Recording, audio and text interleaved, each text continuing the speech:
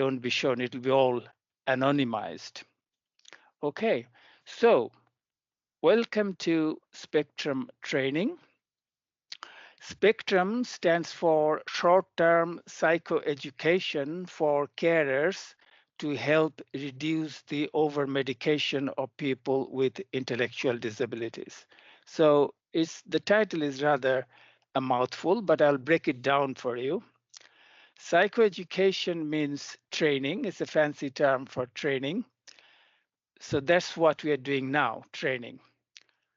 It is for carers. Originally, it was developed for support staff or direct care workers, but it is equally useful for family carers and also other professionals like the psychologists and nurses in the community learning disability team. The original idea of developing this training program is to help with the reduction of over-medication of people with intellectual disabilities. Can I just check, are you familiar with the STOMP initiative, STOMP, STOMP, NHS England STOMP initiative? Please feel free to obviously unmute yourself and join. So if you are, let us know. If you're not, let us know either way, so that we know whether you're all familiar with this. So I've got a hand. Yeah, 4, 5. Yeah, we've got about half the attendees being familiar with this. Okay, so STOMP is an NHS England initiative to try to reduce over-medication of people with intellectual disabilities, which is a major public health concern, and we'll come back to this issue. It's an important issue and discuss. However, when you look into all the modules, you will see that it goes beyond this primary purpose of helping to reduce over-medication. It covers lots of other things, and it is what we call a hybrid model of learning or blended model of learning, where you have lots of resources online, which is backed up by a training session, face-to-face training session like today's session. So it's a combination of two things. Spectrum was co-produced involving all the stakeholders, particularly people with intellectual disabilities, their families, all the professionals like nurses, psychologists, speech and language therapists, doctors, psychiatrists, GPs, etc., etc. Spectrum has 14 modules. Here are some modules on this page. And what you have, the two main ones are called the two core modules. So the core module 1 is what we are going to discuss today. That stands for medicine or STOMP. And then we have core module 2, which stands for alternatives to medicine. So in core module 1 today, we discuss about medicine. And in core module 2, we'll be discussing about managing or addressing challenging behavior without using medication. And within each of these main core modules, there are other modules. So for example, under medicine core module, we have medicine audit or STOMP action plan checklist, which we will discuss later on. Medicine withdrawal module, effective engagement with families and advocates module, and effective engagement with professionals like GPs and psychiatrists module. And under the alternatives to medicine, module 2, we also have introduction to ATM module, which covers PBS, applied behavior analysis, mindfulness, alternative ways to manage challenging behavior without medication, various psychological and behavioral therapies. Then a big chunk on the assessment of behavior. We'll touch on that briefly today. And then effective engagement with and support for people with intellectual disabilities, and a big chunk on the communication needs, a very important module. I'm having to click every time. Anyway, so we have other modules like physical disorder, psychiatric disorder, and in module 2, we'll take you through some of the information in psychiatric disorders module. Then we also have ASD, which stands for autism spectrum disorder or autism module, and we have a module on ADHD. But apart from the modules, we have a huge amount of resources online, and we encourage you to go and check them out when you have time. So today's presentation and the module 2 presentation will be to expose you to these modules so that later on you can go back and check them out fully in your own time. So within the resources, we have what you call internal resources and external resources. External resources are hyperlinks with various organizations, national and international, from where you can get a wealth of information on various things about caring for people with intellectual disabilities. Then we have 3 internal resources, which we will discuss later. One is this accessible psychotropic medicine leaflets, then CATS, which is a scale to detect triggers for challenging behavior, and a yellow book, which is accessible health passport, which is similar to maybe the hospital passport you use within your service. Then we have PowerPoint slides like the ones we're using and a very detailed manuals to go with them and the training videos like the one we are recording today and lots of handouts. So today, as I said, we are concentrating on module 1, which is medication or so STOMP module. STOMP stands for stopping over medication of people with intellectual disabilities, autism, or both. STOMP. Today's session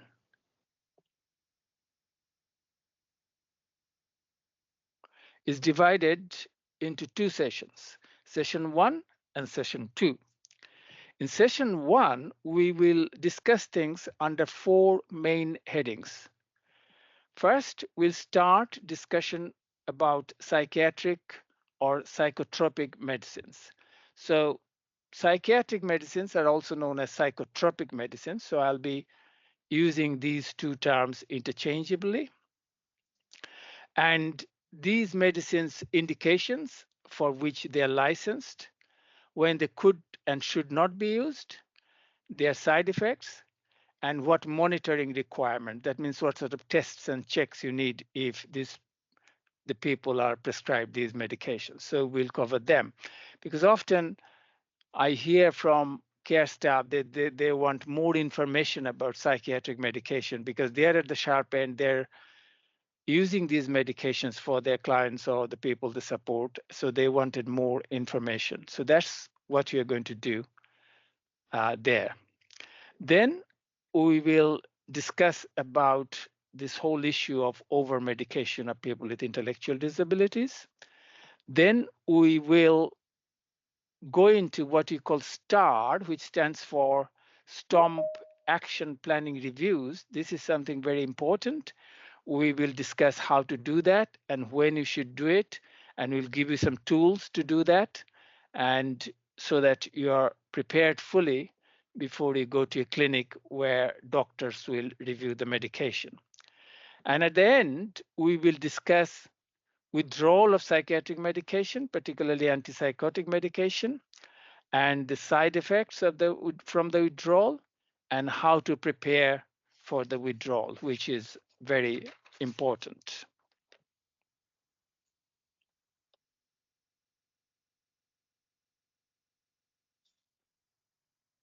And then in session 2, we will reiterate the good practice learning points in relation to psychiatric medicine prescribing for people with intellectual disabilities that we have discussed in module session 1. So we'll start with session 1, and we'll start with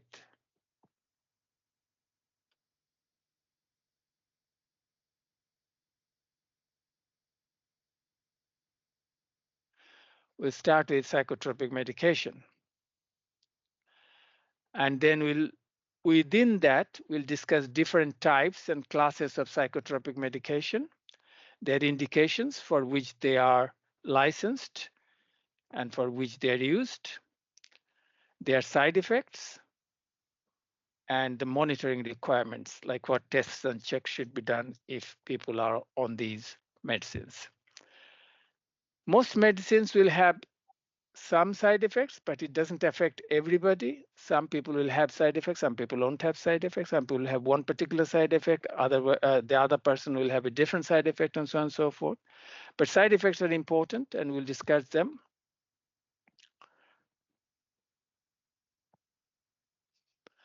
We will start with a prescription for a 45-year-old man with moderate intellectual or learning disabilities.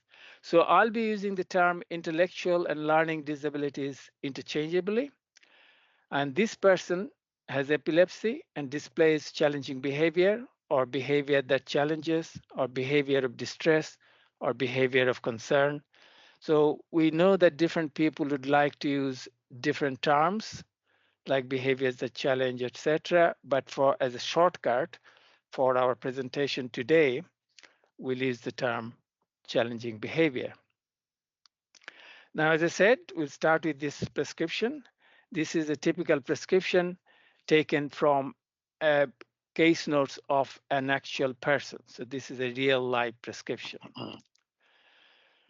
What I would like you to concentrate is first look at the names on the left-hand side. We have medicines like risperidone, carbamazepine, sodium valproate, lamotrigine, lithium, methylphenidate, procyclidine, some PRN like clobazam, lorazepam, rectal diazepam, buccal midazolam, etc. Okay, so these are one type of medication. And on the right-hand side, we have different type of medication. These are iron tablets, vitamins, lactulose, cod liver oil, skin ointments. Okay, so look at the screen and look at these names. Do they sound familiar to you? Have you come across any of these medicines or names before? Yes. Yes. Okay, so on the left-hand side, what sort of medicines are these? They are psychotic medications. Psychotropic, yes? Psychotropic or yeah. psychiatric medication. And on the right-hand side, what sort of medication are these? They are kind of daily medications like supplements. Supplements, yeah. Yeah, but they're for physical problems. On the right-hand side, these medicines are used for physical problems. On the left-hand side, these are used for psychiatric problems.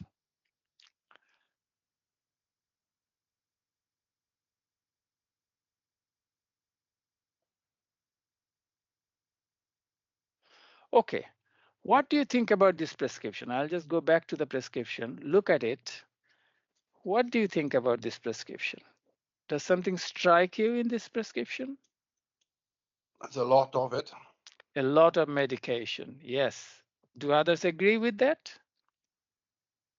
Yes, and Yes. high dose, very high dose as well. High dose, okay. Okay. So there's a large number of medicine prescribed at the same time. What is wrong with that? Several I think different it side has a side effect. All It- the medications have side effects. All the medications have side effect. And if you keep on adding more and more medication, the chances of what you call interaction between the medication, that increases the what you call drug-drug interaction.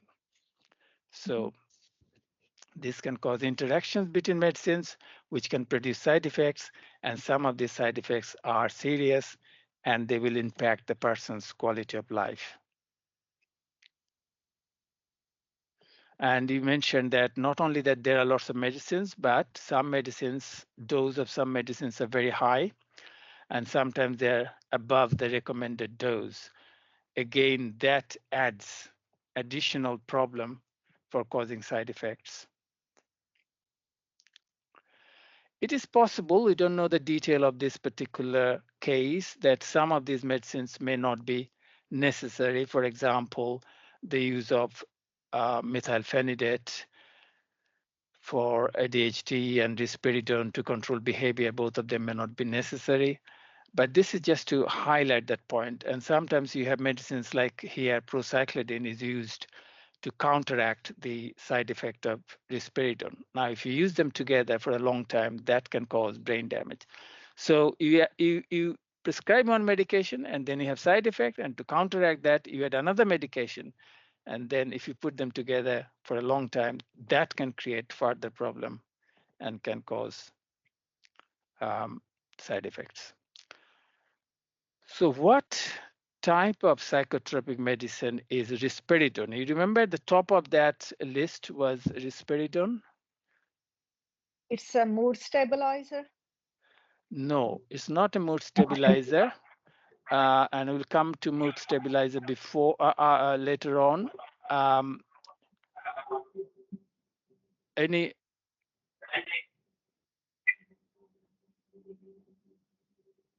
other suggestion? Bharati, I can see hear an echo. Have you Yeah, so I muted. Yeah, muted everywhere? Andrew's, yeah, Yeah. Andrew's mic was Okay. producing some echo. And Yeah. Bharati, I forgot to ask you, have you started recording? Yep, I have. Okay, great. Okay, so what type of psychotropic medication is risperidone? Okay, so when it's a psychotropic or psychiatric medications, these are the medicines that alters some chemicals in our brain. And by doing that, they affect our behavior, our thoughts, our emotions and feelings. So that's why they're called psychotropic or psychiatric medication. And there are different types of psychiatric medications, which we'll be discussing today. And risperidone is one of them. But you don't know what type of medicine is risperidone. So let me tell you, if you don't know. It is called an antipsychotic medication. So look at the name, anti, there is an anti before a condition, psychosis. So with all the psychiatric medication, you will always see there's this word anti before a condition. Here, it is psychotic, which means it's the treatment of psychosis. Psychosis is a type of mental illness, and the most widely known psychosis is schizophrenia. So antipsychotics actually treat psychosis or schizophrenia. So this is why they're called antipsychotics. So remember, risperidone is an antipsychotic medication. And what are the antipsychotic medicines used for?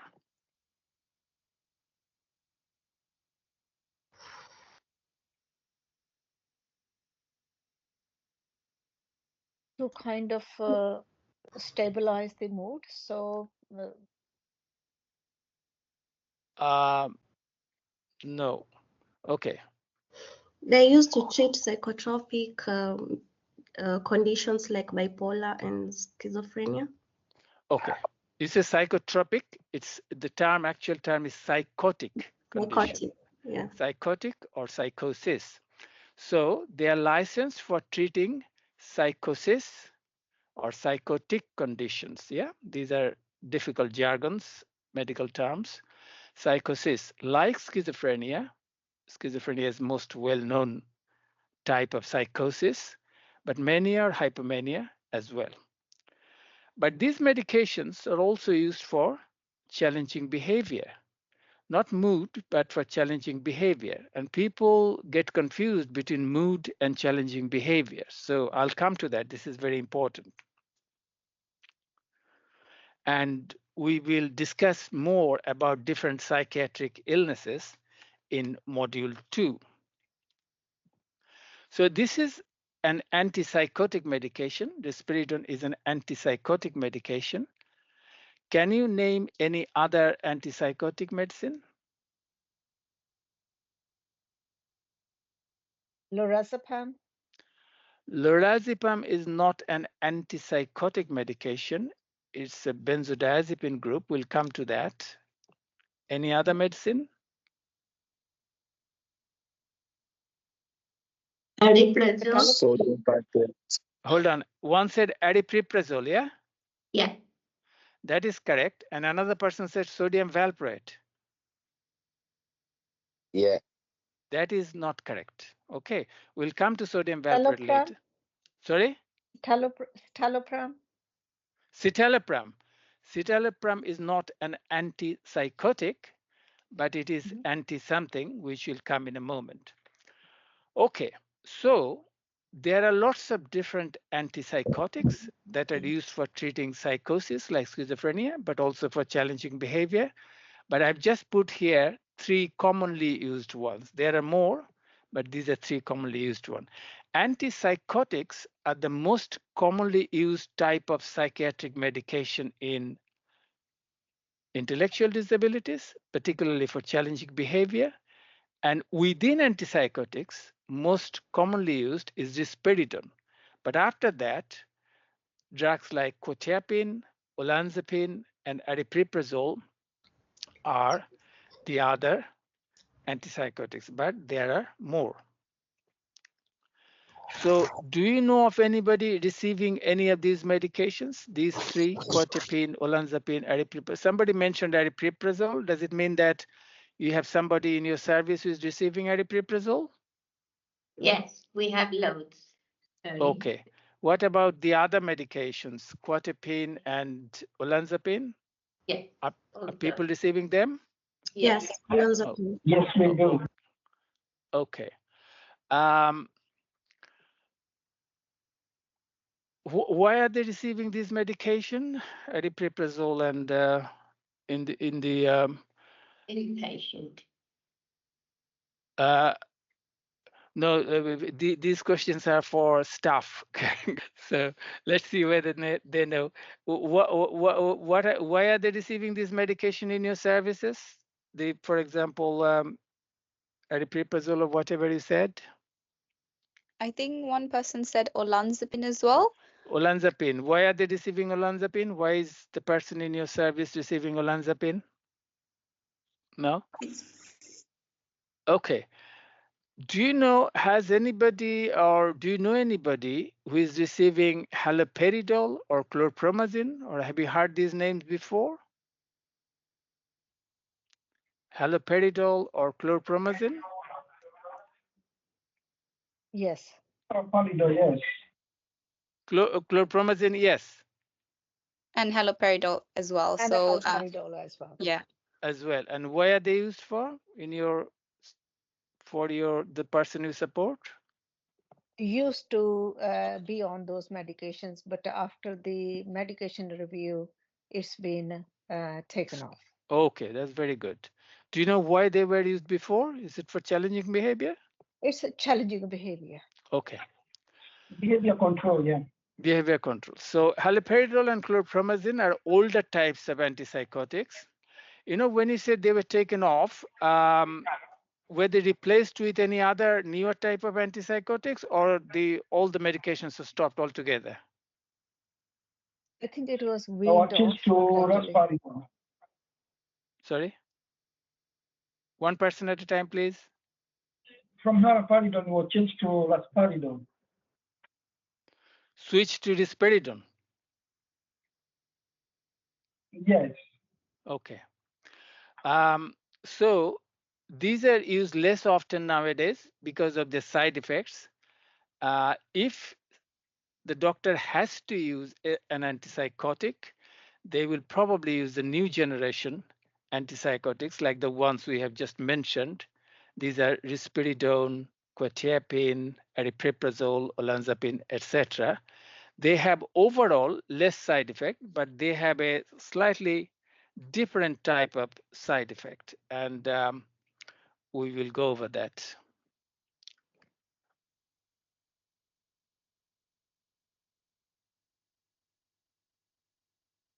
Has anybody heard of clozapine? Yes. So is it used for somebody that you support? No, not at the moment. Not at the moment, but you have heard of it, yeah?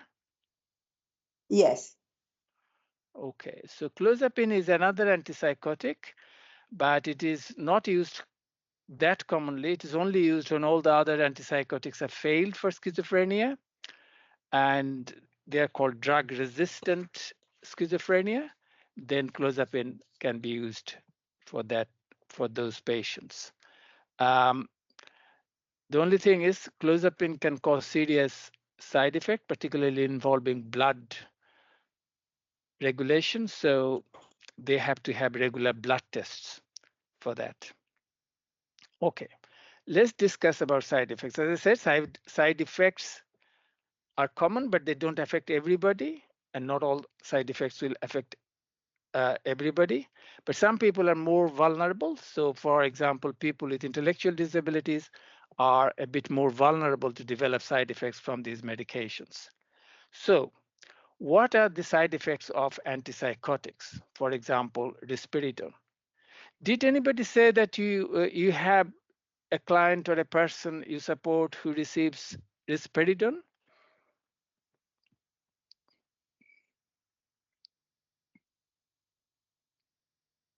You don't have anybody on risperidone? In our We do. service, yes, There are people there with is one risperidone. person. Yes. Okay. So what sort of side effects you can expect from risperidone? I think One dizziness. of Dizziness, okay. weight gain. Weight gain, yes. What else? Breathing problems. Breathing problems, well, can happen. It's not that common. Have you seen anybody having breathing problem from risperidone? Or No, no, okay. but it What can else? happen. Vision problem. What problem? Vision. Vision, yeah. Here, seeing things. It's photosensitivity, not so much vision problem. Vision, Okay, okay. what else? Sometimes their blood pressure is everywhere. What sort of blood problems? Any idea? Blood pressure, as in their blood pressure is not stable. Oh, blood pressure. Blood Yeah. pressure. Yeah, blood pressure can go up and down. Yeah, particularly down. Yeah. Okay, so you have mentioned a few. The most common one is drowsiness. You haven't mentioned drowsiness as such. You mentioned dizziness, but drowsiness or feeling sleepy is quite common. If you have people with antipsychotics, they could be very sleepy all throughout the day. And weight gain could be a major problem with these medications, antipsychotics, particularly risperidone.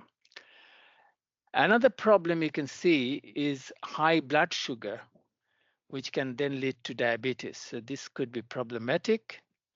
And high blood fat or cholesterol, that could cause heart problem. So that's problematic. So the two most common one from antipsychotic or risperidone, remember drowsiness and weight gain. Remember that risperidone can cause drowsiness and weight gain, quite common. There's another problem that can happen. There's a change in a hormone in the body called prolactin. So these drugs, antipsychotics, can raise the level of prolactin in the body. And do you know what may happen if that happens, if the prolactin level is high in the body?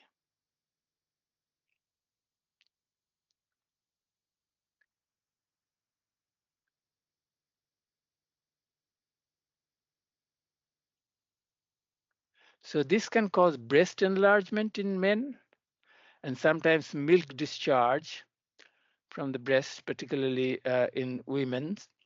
And this can also affect women's menstrual period. It can stop menstrual period. Have you heard of these problems? Breast enlargement in men and milk Yes. discharge. Yeah. From what medication? Do you know which medication? Risperidone. Risperidone has caused that. Okay, so Yeah. remember that. Another important side effect from risperidone is the breast enlargement in men. We have already talked about drowsiness and weight gain. Some other side effects, particularly associated with old generation antipsychotics like haloperidol and chlorpromazine, but they can still happen in the new generation or newer antipsychotics like risperidone, olanzapine I've talked about. And there are things like what we call Parkinsonism or Parkinsonian effect, like body stiffness, shaking of hands and body, body stiffness meaning muscle stiffness, unsteady, and that may cause unsteady gait because they might have abnormal body movements. Have you seen any of these in any of your patients? No. No, because maybe these are common with the older generation drugs like haloperidol, chlorpromazine. Nowadays, they are not used. These drugs are not used that often. So we use risperidone, olanzapine, etc. They don't cause these problems that much, but they can still cause them, but not so much. But still, remember that these problems can be associated with antipsychotics like body stiffness and shaking and etc. There is one other thing. We're talking about common side effects. There are lots of other side effects. We have just mentioned a few common ones, but there are other ones that are not common. These are uncommon, but could be very serious and life-threatening. So one of them is called neuroleptic malignant syndrome. Neuroleptic is an old term for antipsychotic, and malignant means quite severe, like in cancer. We call malignant. A tumor is malignant. That means it's cancerous. So this is a severe problem from neuroleptic or antipsychotic. So this is called neuroleptic malignant syndrome. So this is rare. You may not see it in your patient, but if it happens, it's life-threatening. And it causes symptoms like high fever, blood pressure fluctuation going up and down, sweating, and muscle stiffness. And the patient must be admitted to hospital straight away, and all antipsychotic medication must be stopped. So this is why it's important to know. So remember, neuroleptic malignant syndrome, this is associated with antipsychotics, not antidepressant or any other psychiatric medication.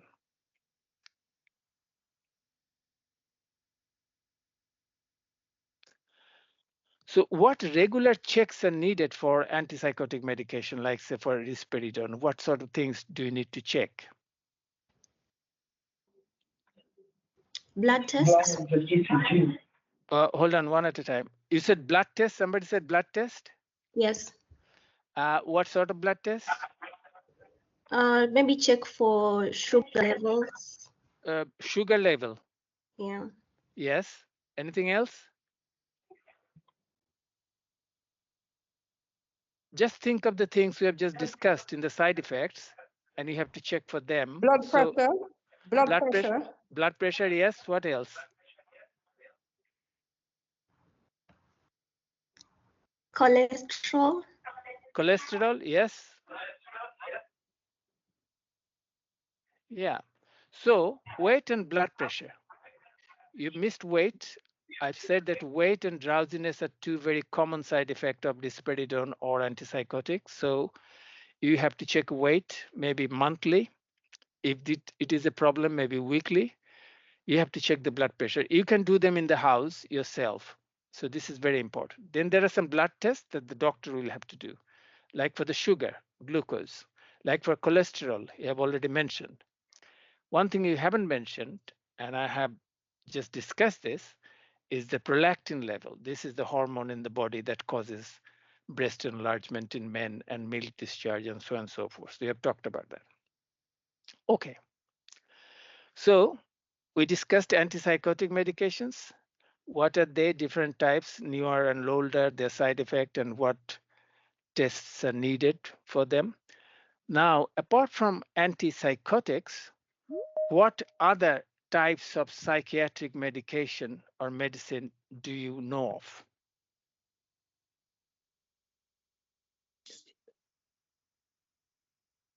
There is antidepressant drugs. Certainly. Antidepressant, somebody said antidepressant, yes. Anything Yes. else? Anti-anxiety medication. Anti-anxiety medication, yes. Anything else? Another medication commonly used in people with learning disabilities, intellectual disabilities. The diazepam, the benzodiazepam. Diazepam, okay. Epilepsy medication. Epilepsy, anti-epileptic medication, yes, okay. Anti-epileptic. And constipation medication. Constipation medication, you're right, but we're talking about psychiatric medication today, okay? Medication. But constipation is quite common, and medication for that. And interestingly, constipation is one of the common side effects of antipsychotics that I haven't mentioned today, but I've just mentioned a few, otherwise you'll be overwhelmed with the information. But constipation is a common one. Maybe we should add that in the slide. So constipation is caused by the medication, and then you have to treat the constipation itself. Okay. So you mentioned antidepressant, anti-epileptic, anti-anxiety, or sometimes they're called anxiolytics, hypnotics or sedatives, and then mood stabilizers. And we'll come back to this. Mood stabilizer is a different type of drugs, and a lot of you may think that antipsychotics, etc., are mood stabilizers, but they are not. Let's start with antidepressant. Can you name any antidepressant medicine? Citalopram. Citalopram, yes. Anything else? No.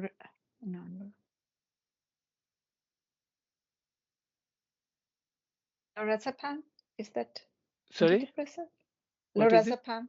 Lorazepam. Lorazepam is not an antidepressant. It's a benzodiazepine group of drugs. Okay, antidepressants. I'm just mentioning some common ones. There are loads of them.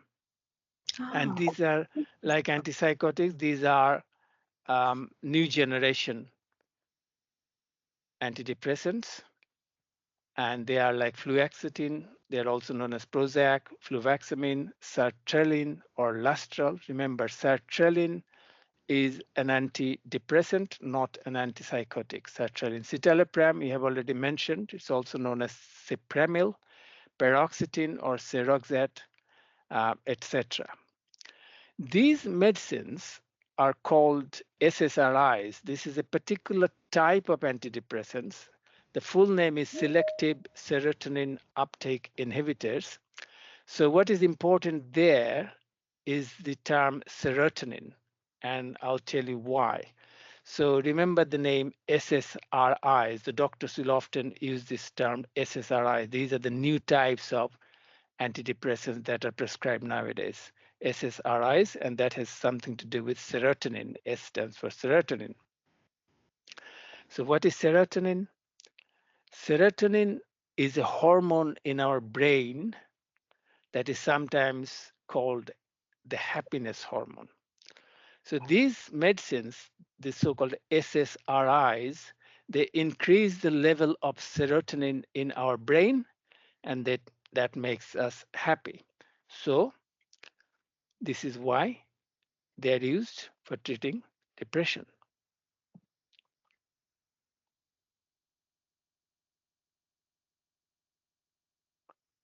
So you mentioned citalopram. Anyone on any of the other medicines that you have mentioned, like sertraline or Seroxat, paroxetine, Prozac? Anybody in any of these medications that you know of? Only citalopram. Citalopram, yeah. Any other? So what are the antidepressant medicines used for? It's to produce a serotonin in the brain, happy hormones. So what condition they treat? Low mood. Paranoia. One said low mood. What's the other one? Low mood. Yeah. So low mood or Can we depression? explain one of them for the Depression. menopause? Hmm?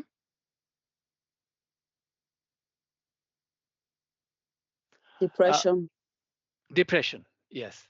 So I've already mentioned it's used for depression, but you can see from the name, as I said, you'll see an anti, the word anti before a condition. So this medicine is used for that. So when you say antidepressant, that means it treats depression. When it says antipsychotic, so you have anti before psychosis, it treats psychosis. When it says anti-epileptic, it treats what? Treating epilepsy. Epilepsy. Yeah, so anti, you have anti before the condition, anti-epilepsy. Similarly, anti-anxiety. So it treats what? Anxiety. Anxiety, yes, simple. So you have to look at the name and the anti before that. So antidepressants are used mainly to treat depression, but they're also used nowadays to treat anxiety. In the old days, we used to use diazepam, which is a benzodiazepine group of drug, lorazepam, etc. Somebody has already mentioned lorazepam. They are benzodiazepine group of drugs. We don't use them for anxiety that much anymore nowadays. It's mainly the new types of antidepressants they're used to treat anxiety.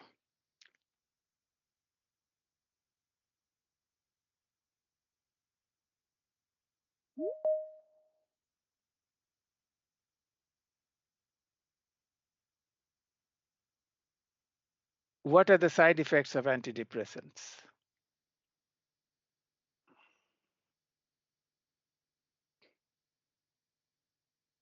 Drowsiness. Sorry? Drowsiness. Drowsiness. Drowsiness. Okay.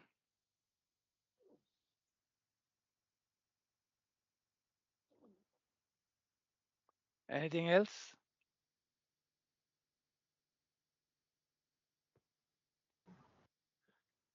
One thing to remember, like antipsychotics, although they are mainly licensed for use to treat depression and anxiety, they are also used to treat challenging behavior.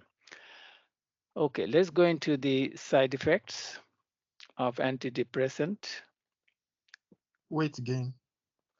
Weight gain is not a side effect of antidepressant. It is a major side effect of antipsychotics. Okay, remember that. But with the new medication, new antipsychotics, they don't perhaps cause so much drowsiness. The newer ones, the ones I have just mentioned, citalopram, sertraline, etc., they cause more agitation, sleep problems, sexual problems, sometimes, well, quite common. And one major worrying problem is the bleeding in the stomach and in other organs. So remember the side effects from antidepressant, say for example, citalopram, would be sleep problem, sexual problem, etc. But these are not the side effects of antipsychotics. What are the side effects of antipsychotics? Weight gain. Yeah. Drowsiness, Yes. Drowsiness, Yeah. high levels of prolactin hormone. Prolactin, glucose, Blood etc. pressure. Okay. You're concentrating. I'm just checking whether you're listening to me or not. Okay, well done. Now, we have mentioned about neuroleptic malignant syndrome. What causes neuroleptic malignant syndrome? Which type of drug? Antipsychotic. Antipsychotic. We have just discussed that. Now, a very similar one here called serotonin syndrome. You remember I talked about serotonin, the happiness hormone in the brain, hormones. and the serotonin syndrome is rare but life-threatening, like neuroleptic malignant syndrome, but it is caused by SSRIs because they increase the level of serotonin. So if there is too much happiness in you, that could be problematic. So if there's a very high level of serotonin in the brain, that could be problematic. So if more than one SSRIs, one antidepressants are used at the same time, it can cause these serious side effects. Uncommon, but could be life-threatening.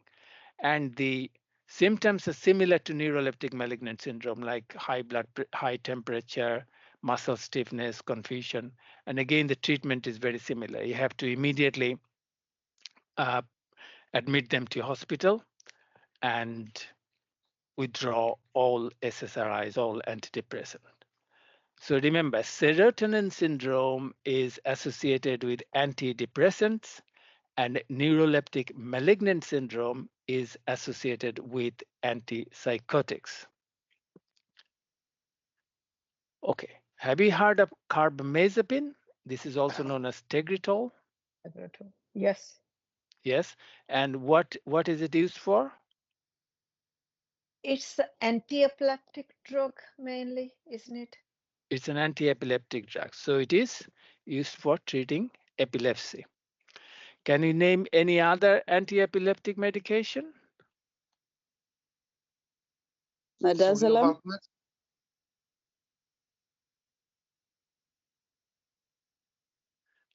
Midazolam can be used to treat epilepsy. They are not a regular anti-epileptic medication. They are used as a kind of PRN, as a rescue medication when somebody has a prolonged epilepsy. But other regular anti-epileptic medication apart from carbamazepine? Sodium valproate. Okay, one said sodium valproate. Was there another name? Epilim. Topamax. It's the same sodium. Hold on. Epilim, somebody said epilim? Yes. So epilim is same as sodium valproate, but yes, epilim. Yes, it is. Did somebody say another thing, K? Starting with K? Topamax. Did you say Topamax? Yes. Yeah, Or Topamax is topiramide. topiramide. Topamax is topira. Yeah. So they're all used for epilepsy. Yeah? Epilepsy is quite common in people with intellectual disabilities. So anti-epileptic medicine use is also common. About a quarter of people with challenging behavior, intellectual disabilities will have epilepsy. As a result, a high proportion will receive anti-epileptic medication. So you have mentioned already a few names. There are quite a number of anti-epileptic medications, but I'll just mention 3 here. Sodium valproate, you already mentioned. Somebody mentioned topiramate or Topamax. That's another one commonly used. But these two are also commonly used, lamotrigine or Lamictal, or levetiracetam or Keppra. Do you know of anybody who is on any of these two? No. Yes. No? One say yes. Which one? The sodium valproic acid. Yeah, sodium valproate, but I'm talking about these two, lamotrigine or Lamictal or levetiracetam or Keppra. Same person is on a lamotrigine. Lamotrigine as well. Yeah. Yeah. Okay. Lamictal. Okay. And on Tegretol. Tegretol, carbamazepine. Yeah. Okay.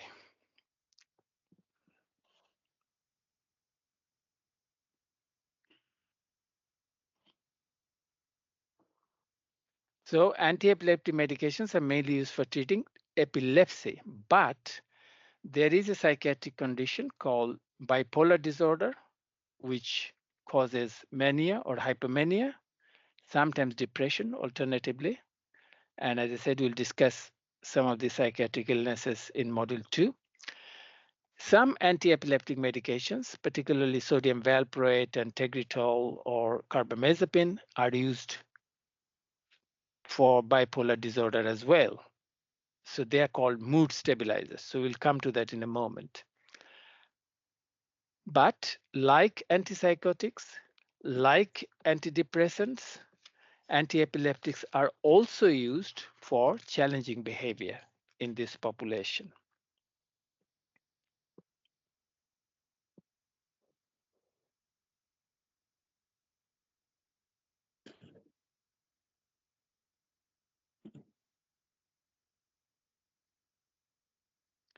Okay, side effects. Has anyone you know who received anti-epileptic medication developed any side effect? Weight gain. Weight gain. Yes. From which drug? Tegretol. Tegretol. Carbamazepine. Carbamazepine. No, it's not carbamazepine. I'll come to that in a while. What are the side effects of sodium valproate or Epilim? Possibly constipation. Constipation, yes. Constipation is possibly the side effect of almost any drug. Apart from that? Hormonal imbalance. Hormonal imbalance. Did you say hormonal imbalance? Yes. What sort of hormonal imbalance? Like, like their hormones is everywhere. Didn't get that. And like she said, the hormones are everywhere, so she's probably not sure which hormones. Which hormone? Exactly. Okay. Yeah. Okay. So sodium What about valproate. agitation? Agitation. Yeah, agitation. Like the person Agitation. is Okay. The like main headache ones. as well. Main ones from sodium valproate are drowsiness, hair loss, weight gain, and in some cases liver problem. So remember, drowsiness and weight gain are common side effects of antipsychotics as well. Okay. These two are common side effects of antipsychotics, but they are also common with sodium valproate or Epilim. But hair loss is specific to Epilim, which doesn't happen with antipsychotics. In rare cases, there could be problem with the liver function.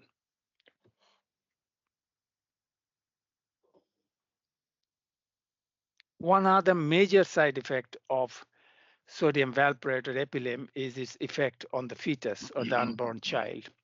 So nowadays, doctors are very careful. They wouldn't consider sodium valproate in somebody, in a woman of childbearing age, without a full discussion. If there are other alternatives, they won't use it because this is quite dangerous for the fetus and the child born with deformities.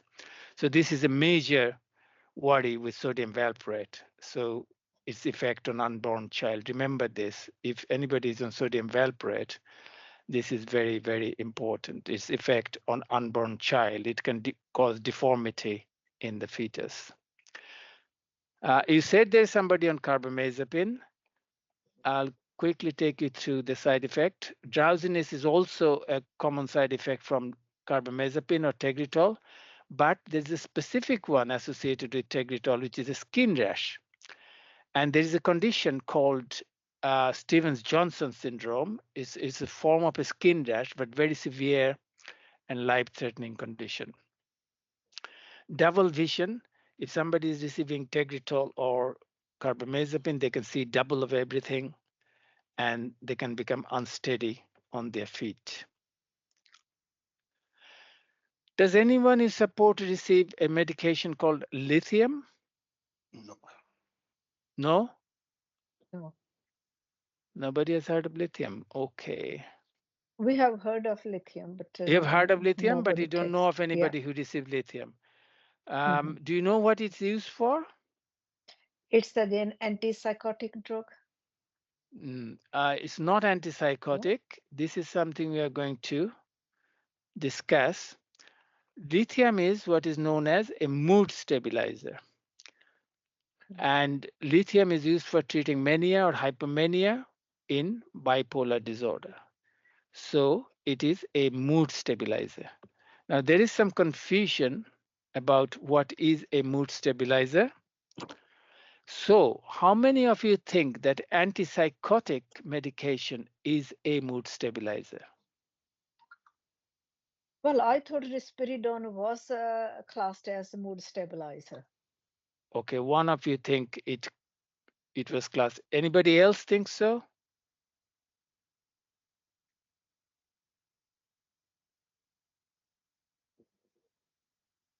How many of you think antidepressant is a mood stabilizer?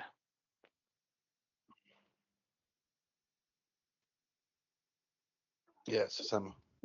Yes, it balances the hormones, doesn't it? Yeah, but it's not a mood stabilizer. So some staff think any medication used for treating challenging behavior is a mood stabilizer because they get mixed up between the behavior and the mood. So if somebody is showing challenging behavior, they think they're very high in their mood. High mood can cause challenging behavior, but high mood doesn't always mean challenging behavior. So you have to be very careful there.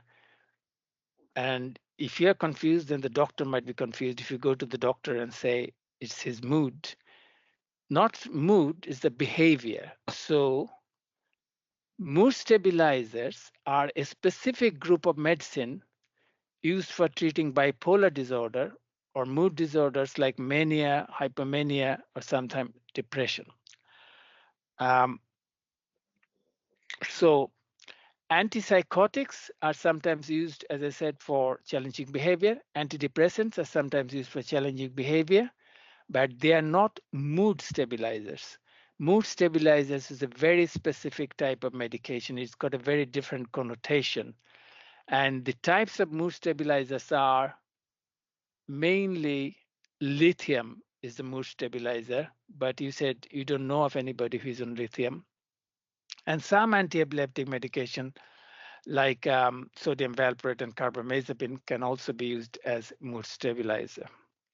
But remember, apart from these, the other medications are not mood stabilizer.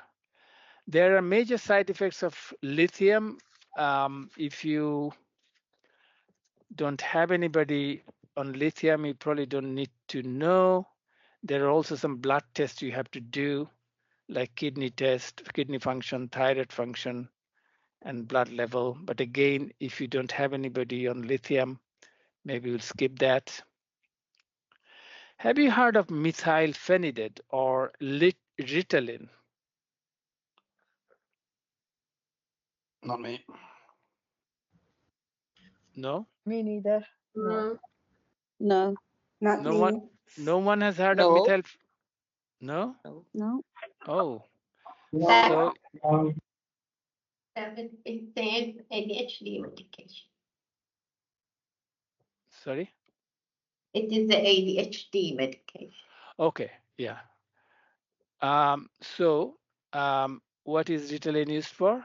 It's used for ADHD, attention deficit hyperactivity disorder. Have you heard of diazepam or Valium? Yes, Yes. diazepam. Yes. Yes. Yes. Okay. So does anybody support receive diazepam? As a Yes. PRN. Yes. As a PRN? Does Yes. anybody receive it as a regular Yeah. medication? No, as No. PR, we use it as PRN.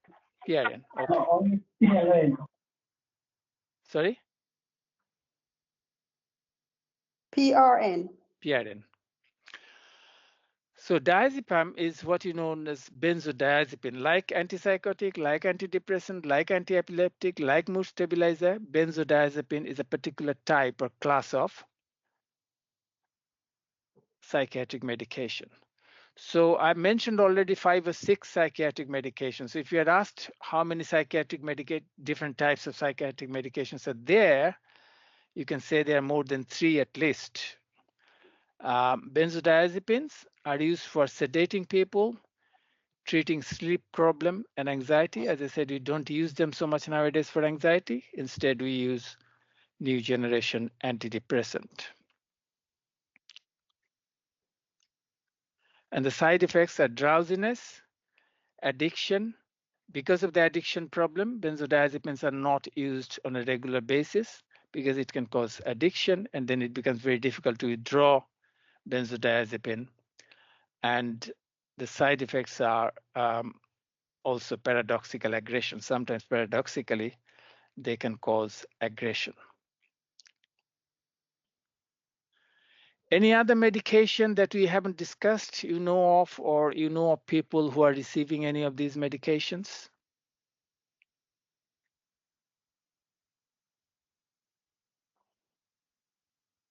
No, No? I think that those medications cover almost Most of these all common ones are covered there. Okay. Yeah. We'll then move to over medication, which is a major issue. But before we do that, let's take a break. What's the time? It's 2:06. 14:06. 2:06. So 10 minutes, 16 minutes past 2. Okay. Start and then just check that people are here. So we're going to discuss this issue of over medication. And we start with this question. What percentage of people with intellectual disabilities or learning disabilities you think receive psychiatric or psychotropic medicine? Any type of psychiatry. I mean, all the medicines we have discussed earlier. It could be antipsychotic, antidepressant, anti-epileptic. What proportion you think? What percentage receive? 30%. 30% is, yeah. Any other takes? 73. 73? 70%, yeah. I would say 75 to 80%. 75 to 80, okay. The 70%, I think. 70%, okay.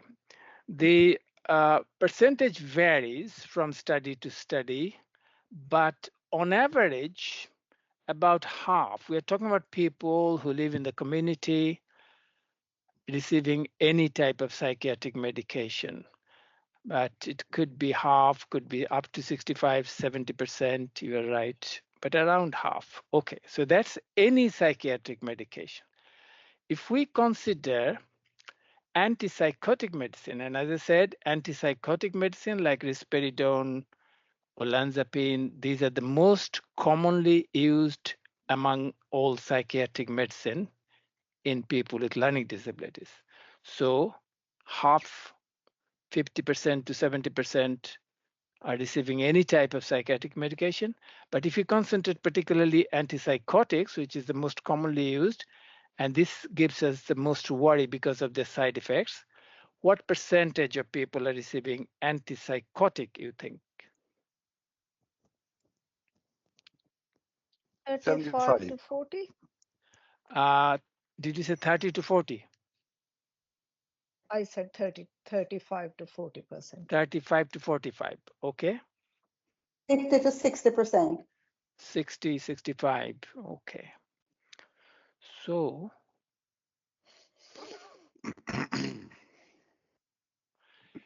it is around quarter to third. So that's what happens in people with learning disabilities. What about the general population, like those who don't have learning disabilities? What proportion of them or percentage of them you think receive antipsychotic medication? 25%? 25%. Yes. 10 to 15%. 10 to 15%. I would say 15 to 20%. We're talking about people who don't have learning disability, okay? So what percentage of them you think receive antipsychotic regularly on a regular dose? How antipsychotic? Sorry? I would say 10 to 15%. 10 to 15%. 10 to 20. 20. Compared with this, 24 to 32% in people with learning disabilities, less than 1% of the general population who don't have learning disability, we're talking about the general population of the UK or the world really, receives antipsychotic. So can you see the difference? Less than 1% in among those who don't, because antipsychotics are used for schizophrenia mainly, and less than 1% of the people without learning disability have schizophrenia. So about 1% or less than 1%, 0.9% will receive this. So look at the difference. So as you can see, a very high proportion of people with intellectual disabilities receive antipsychotic medication than others. Why? Why do they receive? Why such a high percentage compared with the general population receive antipsychotic?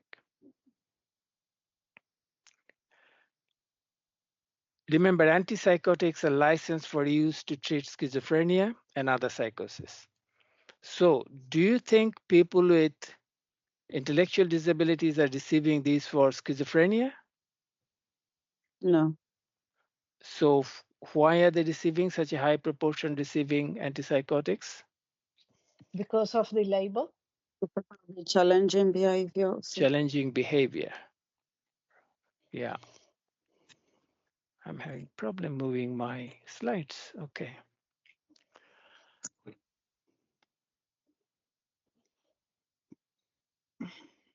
So antipsychotics are used for schizophrenia in only around 25% of people with intellectual disabilities. It should be even less than that, but it is used for 20, but in 60% or above, they're used for challenging behavior, for which these medicines are not licensed.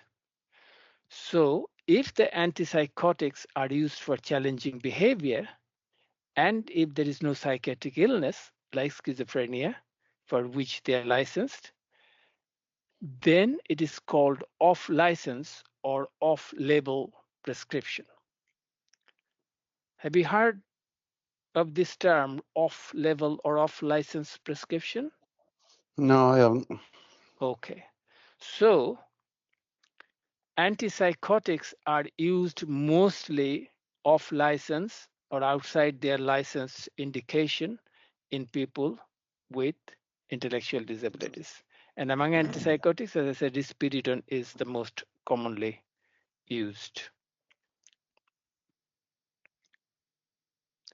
If antipsychotics are used off-license in such a high proportion of people with intellectual disabilities, is there scientific evidence to show that antipsychotics improve challenging behavior?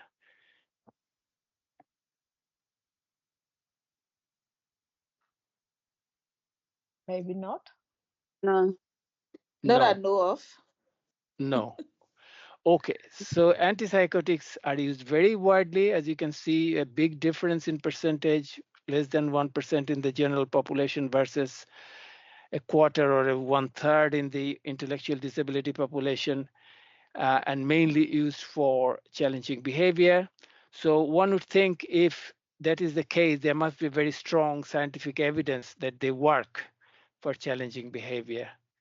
But the reality is that there is no such evidence. There is some evidence, moderate quality evidence, that risperidone that we have mentioned before and aripiprazole, you remember this is also an antipsychotic.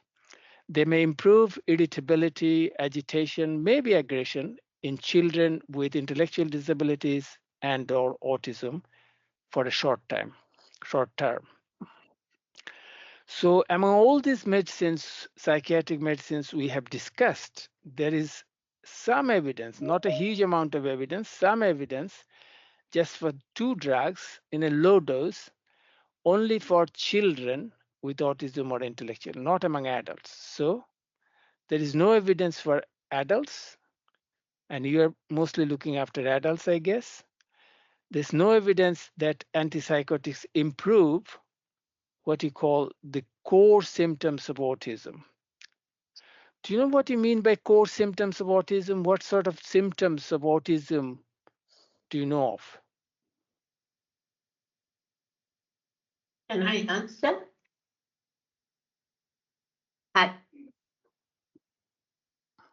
Sorry, what was that? Can I answer? Can I give an answer? Oh, yeah. Oh, okay, yes, go ahead, yeah. So the emotional dysregulations are the most kind of non-symptoms of associated to the ADHD with the autism, and the reason being it's kind of communication difficulty and sensory overloads, etc. So antipsychotics, that's what's believed. they are used sometimes to help with reducing the meltdown or shutdown, things like that. Okay. Yeah. We'll go into the detail of autism symptoms Like maybe sensory. next Yeah. time in module 2. But with core symptoms, we usually mean restrictive and repetitive behavior and communication problem like social communications, etc. Social communication. And there is no scientific evidence to show that risperidone, antipsychotic, or any other drugs actually help to improve any of these core symptoms. So remember, there's no evidence to show that these medicines help with these so-called core symptoms of autism. Agreed, and that's why the STOMP symptoms came in force. Yeah. But as I said, here there's some evidence that you can use them for short time for children, but they're used for adults for a long time, and sometimes without proper review. So that's the problem with over medication.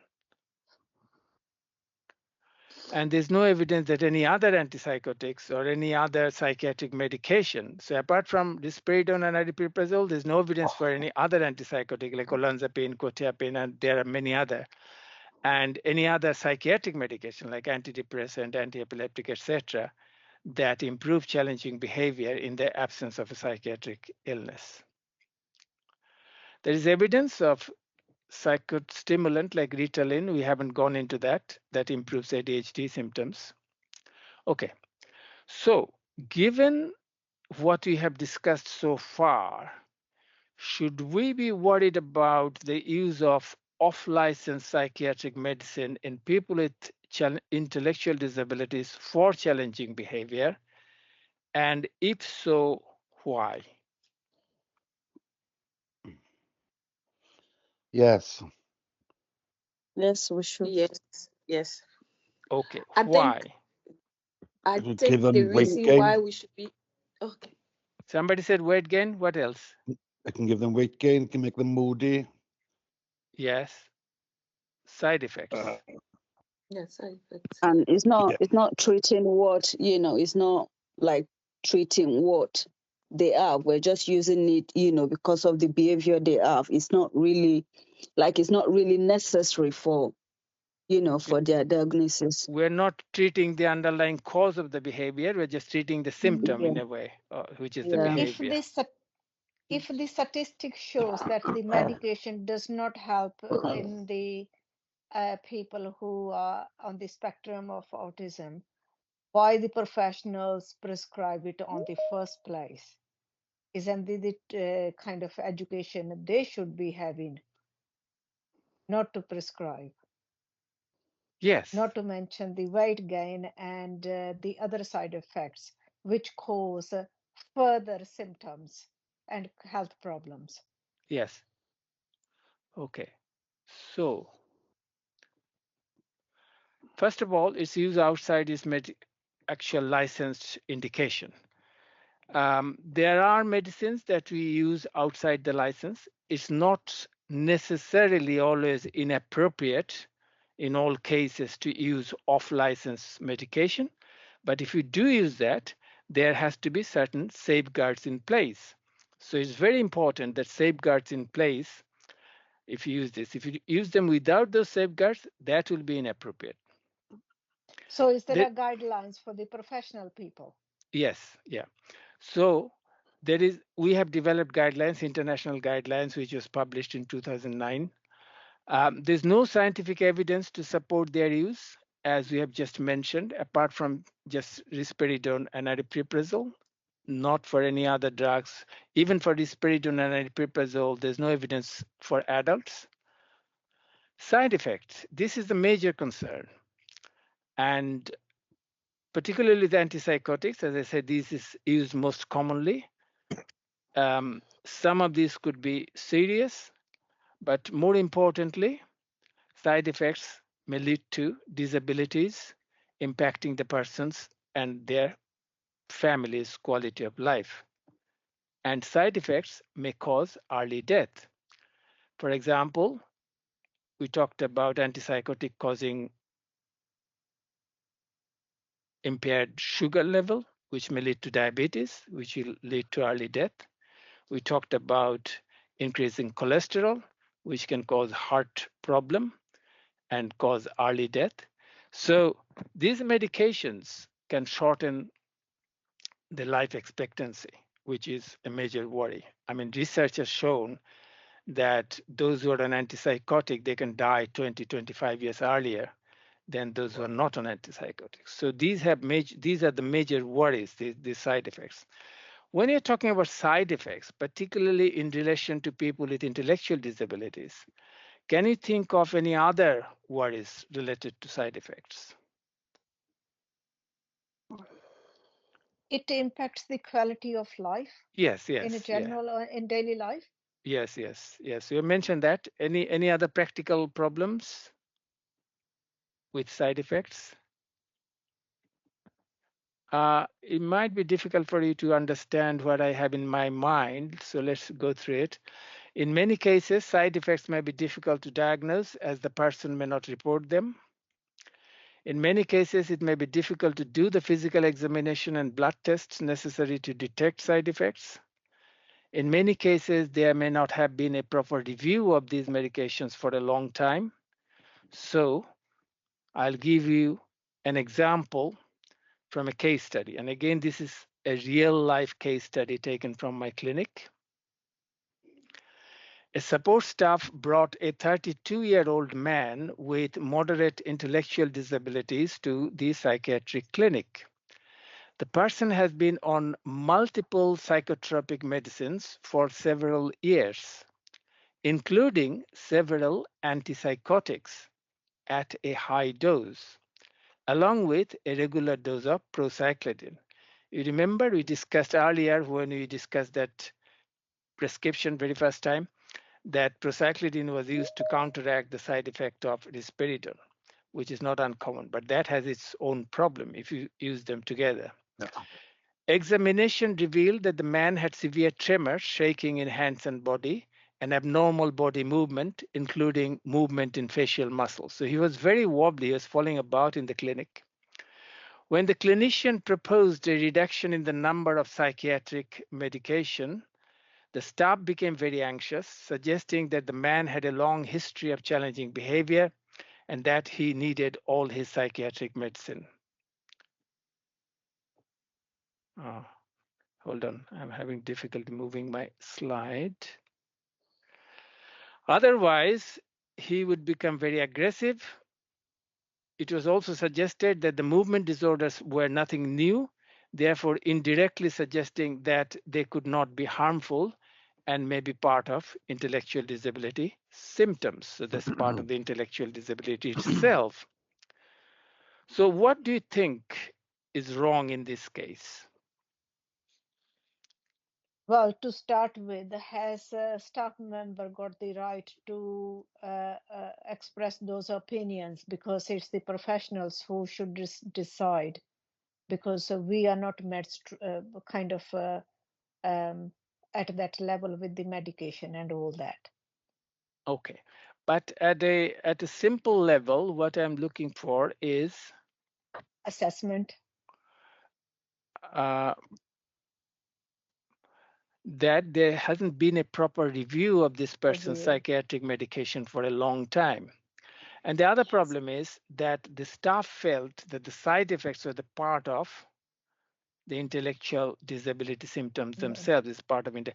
This is what we call in a medical jargon diagnostic overshadowing, when the one diagnosis overshadows other diagnoses. So although these are part of the side effect of the medication, it appeared as if they're side effects or they're the symptoms.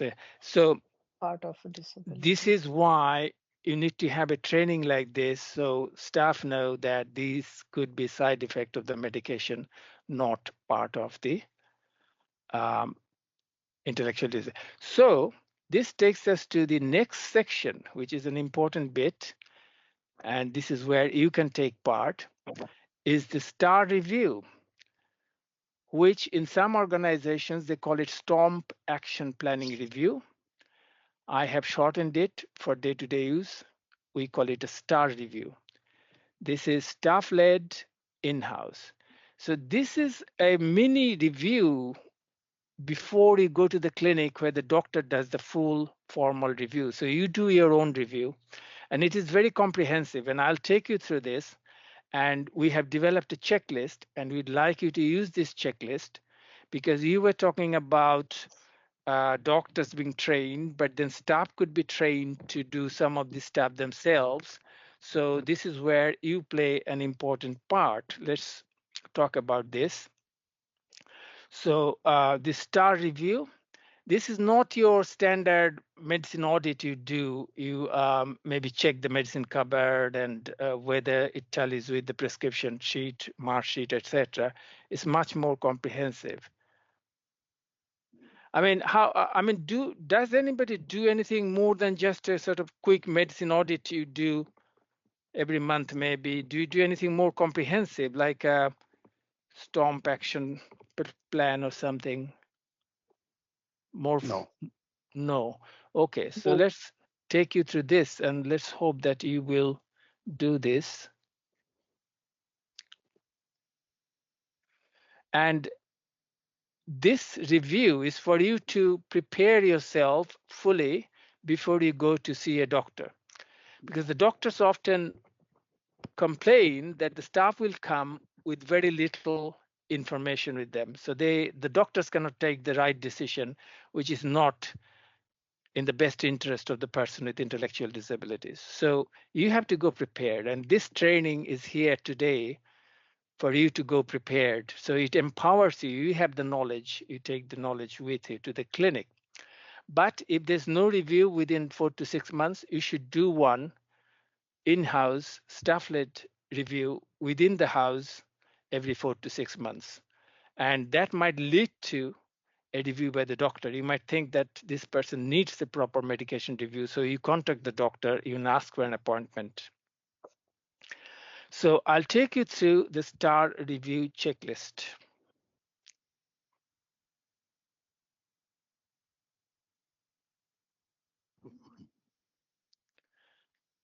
Okay, simple checklist. There are about 10 or 12 items, and we'd like you to use them for your STAR review, which you should do, you must do before you go to the clinic, but you should also do every 4 to 6 months if there is no clinic visit scheduled. First, you have to check that you have followed all the recommendations made by the doctor in the last clinic review. Then you have to do a thorough assessment of the challenging behavior itself. And we will give you tools. We'll just discuss some simple tools that you can use to do that. This tool is for detecting triggers for challenging behavior. This one is for quantifying challenging behavior. We'll discuss them in a moment. And the reason we want you to do the assessment of the behavior rather than professionals like psychologists or PBS practitioner, that it empowers you. It gives you the control over the PBS plan or treatment plan. But also, if you do the thorough assessment yourself, it helps the professionals to do their own assessment. It helps the psychiatrist because you have all the information with you. So this empowers you, and we'll give you the tools to do that and see how it goes. And then you need to know about the side effects. We'll give you a tool to check for that as well. And then we have accessible medicine, psychiatric medicine leaflets that has described side effects as well, so you can use them. We'll show you the leaflets. And it's important that you involve the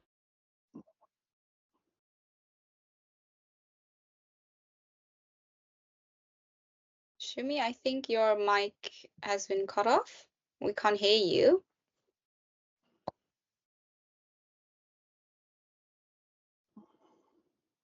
Oh, all the faces have disappeared from my screen. now you're back. Yeah, you were gone for a little bit. Now you're back. Oh, maybe now I have lost the lost the screen now myself. Anyway, as whether the medicine is really necessary, because then you can initiate the discussion with the doctor. And if you think maybe doctor should consider reducing the dose or withdrawing the medication, then you can have that discussion in the STAR review. And then you can check whether the person has autism. But then two other things we will discuss. We'll give you a check you need to take to the doctor's clinic, and also a checklist that you can, the questions that you can ask the doctors in the clinic. And at the end, we'll give you a list that you can ask the doctors to do, which is known as reasonable adjustments. The doctors can make some reasonable adjustments in the clinic. So the main themes here, a thorough assessment using some tools of the challenging behavior, then the assessment of their quality of life, then the assessment of side effects, then make sure that the person with intellectual disability and the families are involved, then talk about if it is appropriate to reduce medication, and then checklist for the information to take to the clinic, and a list for the questions, list of questions to ask the doctor, and the list of reasonable adjustment that you can ask the doctors to make in the clinic. So can you repeat the main themes in the STAR review that we'd like you to do? Quality of life. Sorry? Quality of life. Quality of life check, yes. What else? The CATS check. CATS to assess the triggers of the behavior, yes.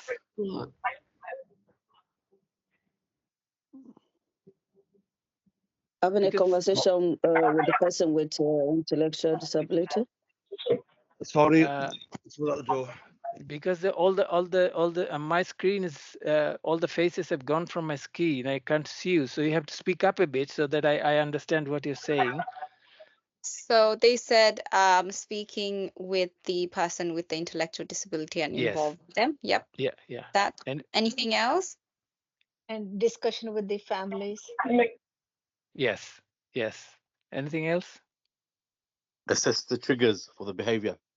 Yes, assess the behavior quantitatively, and we'll give you we'll discuss the tool in a minute. And record the result in the test passport as well. Yeah, record everything in the accessible health passport, or we have the yellow book we'll show you. And the two other things. Increase or decrease in the behaviors. Yes, so this is an objective measure, scoring of behavior. And then we talked about a list of information to take to the clinic and a list of questions to ask the doctor, and also a list of reasonable adjustments that the doctor can make in the clinic. So the first thing, the most important thing, is the thorough assessment of the reasons of the challenging behavior. And you can use CATS to do that, which will tell you about the triggers for the behavior. But there's also a schema called BMPPS. B stands for behavior assessment, M stands for medical causes of behavior, P stands for psychiatric or psychological causes of behavior. Another P stands for the person with intellectual disabilities, and the S at the end stands for social or environmental causes of behavior. And we'll discuss all this in detail in Module 2. This is important that you do the assessment yourself and don't leave it to the professionals like psychologists or PBS practitioners or behavior therapists. So that will empower you, as I said. But this discussion, we'll leave it for Module 2. But today, we'll take you through this tool called CATS. So this is, CATS stands for Comprehensive Assessment of Triggers for Behaviors of Concern.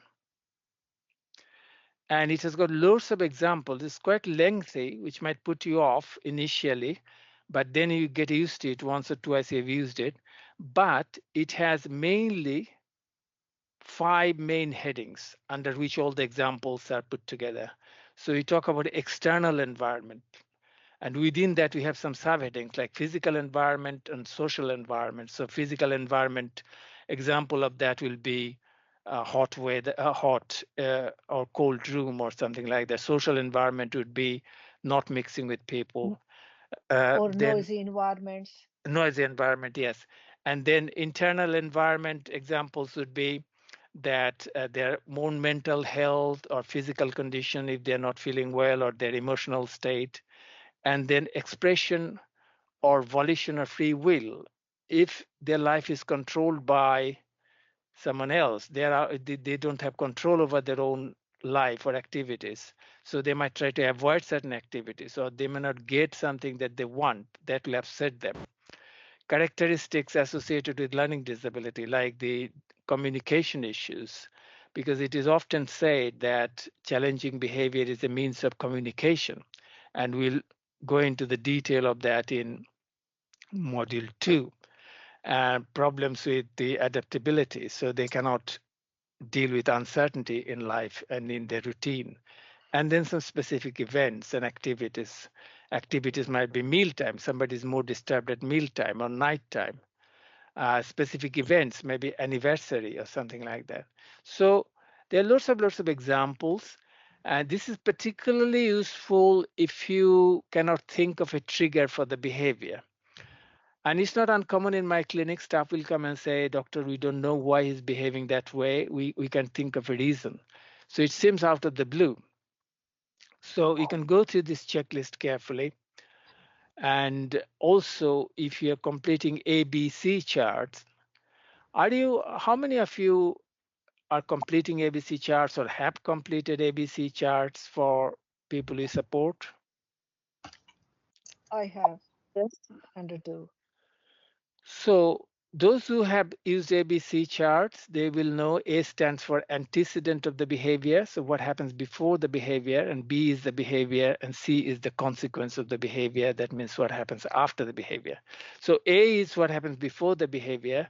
So that's where CATS comes into use, that you find out the triggers for the behavior, what happens before the behavior. So within the physical environment, we have examples of visual problems, like bright lights might disturb somebody, particularly if they have autistic trends. Certain objects like police cars, seeing some people in uniform like doctors and police. Then you have visual triggers, and then have auditory triggers, loud sound, ambulance siren, unpredictable noise, loud sneeze, taste, smell. These are all things we'll discuss under autism module in module 2. Problem with touch, being touched by others. Some autistic people are very sensitive about this, and they might throw a tantrum. If you don't know when you approach them, you touch them. Special related to the environment, busy environment, you already talked about that. No space to retreat when stressed. Social environment, being singled out, feeling ignored or left out, criticized, being told off. All these can trigger challenging behavior, as you know. Conflict with others, interaction, seeking interaction. Some people call seeking attention. I don't prefer the term, so it will say seeking interaction or reassurance or sympathy. If they don't get it, they get upset and may behave badly. Loss or broken property, needing assistance, specific people visiting, they don't like lack of family visit, might trigger challenging behavior. Punishment, if they're asked to do something and they're told off. Absence of peer they like and presence of peer they don't like, and the same applies to staff. Jealousy over others seeing their family, but they're not seeing their family. someone irritating them,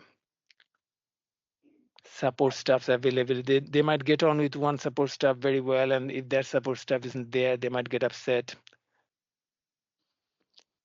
unhappy in current situation.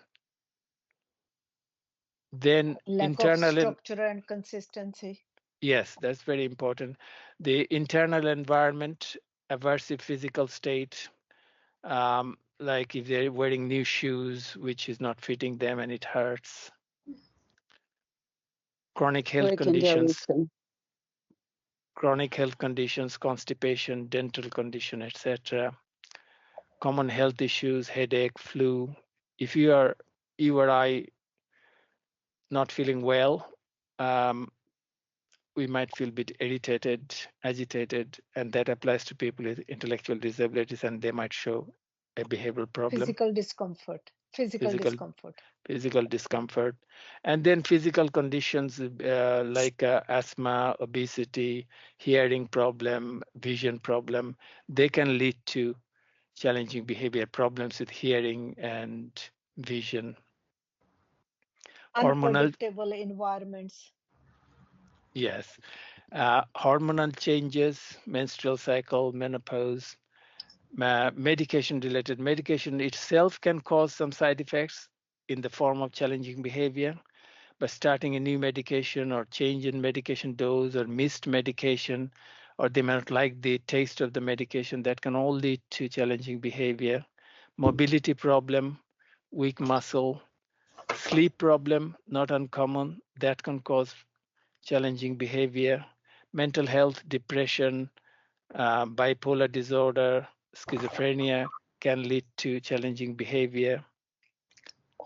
Emotional state, if they're agitated, if they're anxious, if they're angry, that can all lead to challenging behavior. And then expression of volition, to get out of doing something they don't like, to get people to leave him or her alone. So these can all precipitate challenging behavior. Choice related, not getting what they want quickly enough. Being asked to go to his room, so feeling being controlled. Then their own characteristics, any change in the routine, you have already mentioned that. Change in support staff, change in season, major life change. Lack of abstract thinking. They can't think in abstract terms like you and I. So if we are going to watch a movie tomorrow, we can just visualize how it will be like, but they can do it. So they cannot plan ahead, which might cause problem. Interrupted when they're doing something. Impatient, particularly associated with ADHD. If they have to queue or take turn, they find it difficult. And then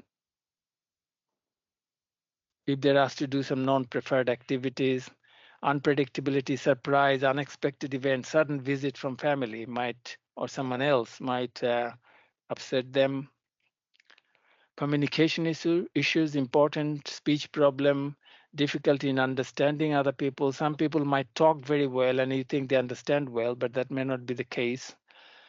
And you have to be careful about that. And then specific activities like at mealtime, lunchtime, or dinner time, and other activities or appointments like appointments or going to doctors, chiropractors, that can all precipitate challenging behavior.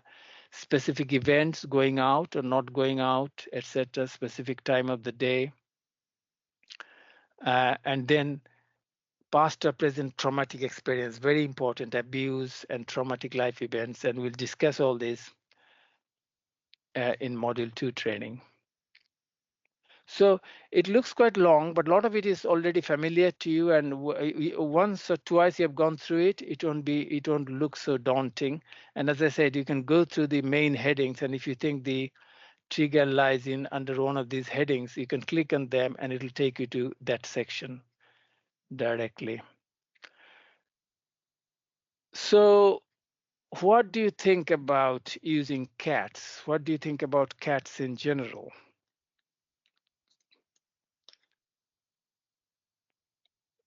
It's a helpful tool to do the assessment. Yes. Would you have And time to then do when it? Yeah. Would you have time to do it? I mean, often staff would say we are doing so many things, we are filling in so many forms already, so much paperwork, it's an additional chore. But if it's in the best interest of the person you are supporting, if it improves your professional development, and if it improves your care, person-centered care, then maybe that extra time is worth spending. But often there will be some resistance saying that you are already doing this, so there's an extra work for us.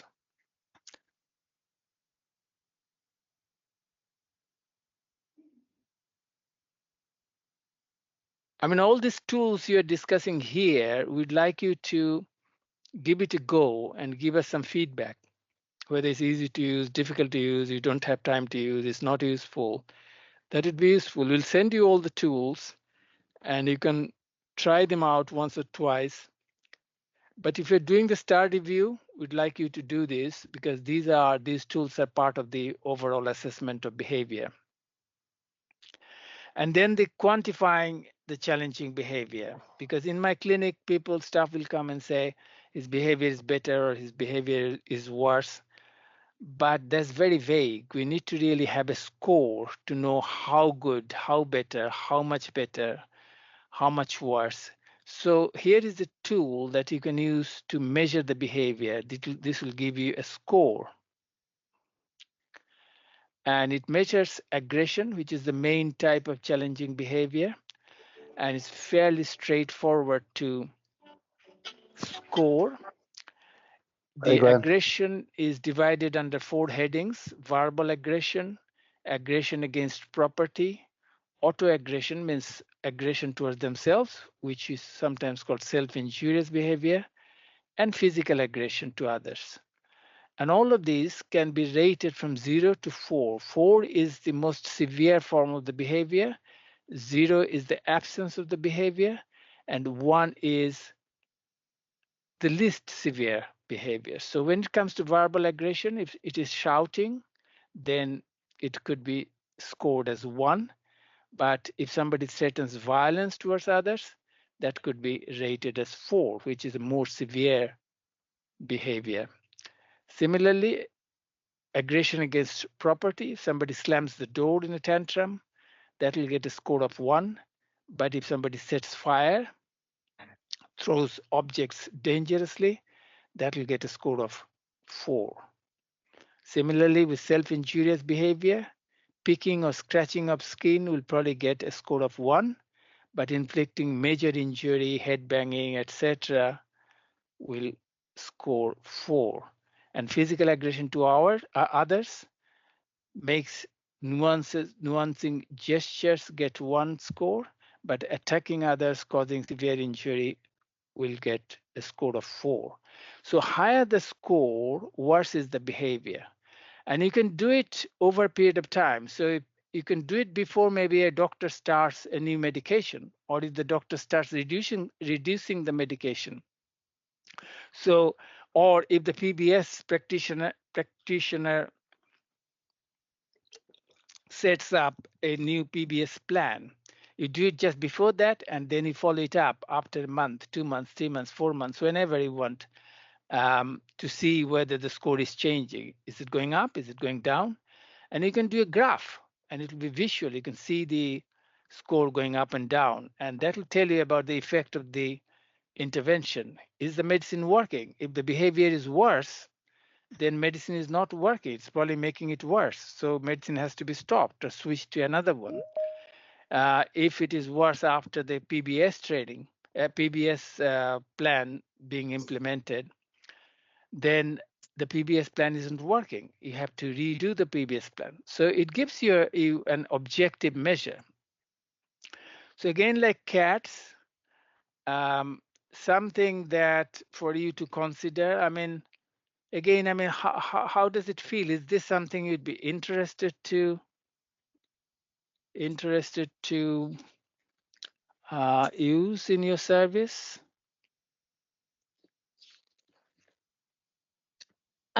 Yes. I feel like we have some of like these already in our service, so yeah. So you already use some scale? What sort of tools do you use? I don't know if it's Mo's we use, but I've seen similar things in books. Okay. We'd be interested if you can send us a copy just to see what it is you're using. I mean, as long as you something that gives you a score and you can compare score over time, that'll be fine. But if you don't have anything, then you can use MOAS. We'll give you this. But yeah, if you send us a copy of what you use, then we'd be interested to look at that. And then the person's quality of life. We've talked about measuring the behavior. We've talked about triggers for the challenging behavior. But at the end of the At the end of the day, we need to measure the person's quality of life. Why? Because, for example, the doctor may have prescribed a medicine that has improved challenging behavior. The scores of aggression has gone down. Score has gone down from maybe 20 down to 2. Why? Because the person is very drowsy. He can hardly walk or speak. So his behavior has improved. His score on the behavior scale has improved enormously, but at the cost of severe side effect, which is affecting his quality of life. So it is important that you not only assess the behavior and score the behavior, you also assess and score the person's quality of life. So there's another tool we'll give you that you can use. Again, simple one-page thing. It doesn't take long for you to use it. These are completed by carers. It could be a staff like you, or it could be the family carers. And it has two sections. The first section is called carers concern. This is carers concern about the person they support. And this is quality of life. This is carers assessment of the various aspects of the quality of life of the person they support. When it comes to carers concern, it's divided into 5 or 6 items, like concern about their physical health, about their mental health, self-esteem, aggression, missing out work, school, daycare, risk of accident, his or her future, lack of service, etc. And they can be scored on a 5-point scale. If they're not at all concerned, then they get the highest score, which is 4. If they're seriously concerned, they get the lowest score, 0. No, it's the other way around. If they're not concerned, yeah, they get the highest score, 4. So higher the score, better is the outcome. And similarly, we have for the quality of life, the person, whether it's a family or a staff, is their interpretation whether the relationship of the person they support within the home is very good or very poor. Relationship with others outside the home, leisure and recreational opportunities, communication skills within home and outside home, self-care skills like looking after them, brushing, taking a bath, or even some skills like using public transport. Mobility, the mobile, access to community facilities. Are you helping them to have access community facilities? Are you accessing them? Are they going to the local cafe or restaurants, etc.? Again, if it is very good, the score is high. And if it's very poor, score is low.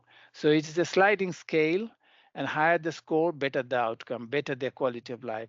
Higher the score, less the concern. And you can do these two scores separately over a period of time. Like the MOAS, you can do even a graph. You see over a period of time whether the intervention is working. Is it improving their quality of life, the person's quality of life? Is the medication improving the person's quality of life or not? Is the PBS plan working? Is it improving their quality of life or not? Again, simple scale, and we'd like you to use and give us some feedback. Side effect. Do you use any structured scale to measure side effect or report side effect, or you just report it as and when you see them?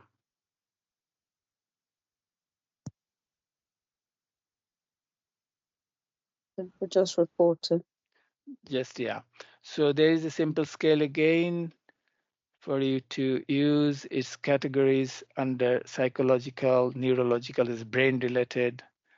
Yeah, the 4 categories. And you have things like depression, memory problem, agitation, headache, seizure, dry mouth, visual problem, diarrhea, constipation. There's some sexual dysfunction, skin rash, weight loss, weight gain, etc. So again, if you use a checklist, then you won't miss things. Otherwise, it's just a kind of guesswork. Again, okay. For the side effects, you can also use these accessible medicine leaflet, particularly made for psychiatric medication. And here is an example. Risperidone, which you said is the most commonly used antipsychotic. And in this leaflet, we start at the top saying it's an antipsychotic. We say how to pronounce the name of the drug. And then we say that it comes in a formula, its commercial name is risperidone or Quicklet, or it can come as tablet or liquid. We say why it is used for psychosis, schizophrenia, but we say it's also used for challenging behavior, although there isn't much evidence to show that they work for challenging behavior. And we talk about different forms in which this medication comes, like a liquid form, Quicklet, etc. Then we say what not to do when you're in this medication, so like drinking alcohol. And we talk about side effects. And we say not everyone taking medicine will get them, but some might get some of them. And they might come and go. So agitation, getting sunburnt easily if you're on antipsychotic like risperidone. It may increase your blood fat like cholesterol. And then we talk about some serious side effects. Stiffness, problem with movement. And then we talk about where you can get further information from. BNF, if you click on that, that's the British National Formulary. That will tell you about different drugs, their side effects and dosage, etc. So this is something we'd like you to have. Has anybody seen anything like this, or has anybody ever used anything like this? No, we haven't. So we'd like you to go onto the Spectrum site and print out a copy of this leaflet and take the person you support through the items one at a time. And you can use it with the families as well. But you might need some additional support to explain this to the person with intellectual disabilities, like picture boards, etc. But the whole idea is for you to involve the person with intellectual disabilities and, where appropriate, their families in the decision-making process, particularly when it comes to prescribing. So they know about the effect and the side effects of these medications, and then they can make an informed decision whether to take the medication or not. So it's very important that you use these leaflets in your service.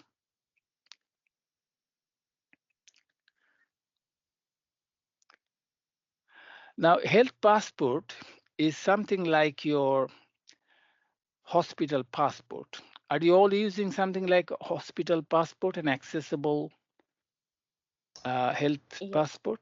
Yes. Yes, hospital passport. Yeah. We use hospital passport. Yeah. So most of you will be using hospital passport. It's similar to that. It's slightly different. So you might wish to use this one or adapt from this. So yeah, information about me, name, etc., family carers, nurse, their detail, and then my support needs: speaking, hearing, seeing, eating, drinking, my personal information, communication aids, my sensory information, my likes, dislikes, how I communicate to others, my pain, emotion,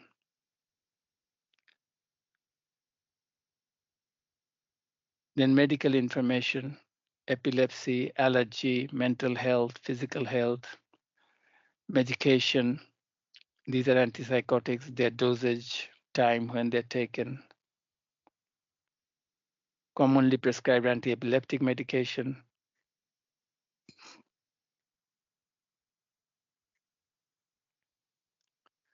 commonly prescribed antidepressant. So this is more geared towards medication use, GP appointment tracker, types of medicine. We explain different forms in which the medicines come: inhaler, liquid, sachet, ointment, liquid, tablet, patches, injection, and then possible side effects. We talk about the side effects, putting on weight, and you get further information from other sources. If you click there, that will take you to the other side, another site with further information. Movement problem, sleepiness, other side effects: dry mouth, blurred vision. What else can I do if there is a side effect? About physical health check, weight, blood pressure, movement problem, blood tests like glucose, fats, prolactin level, and it explains what all these things are.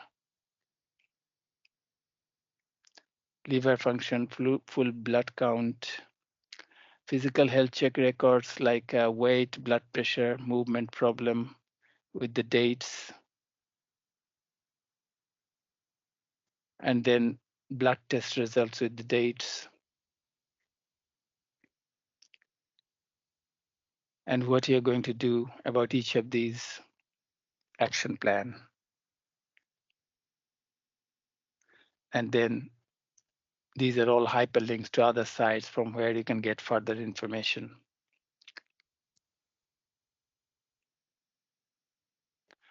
So, and then general information about healthy living from various other sites.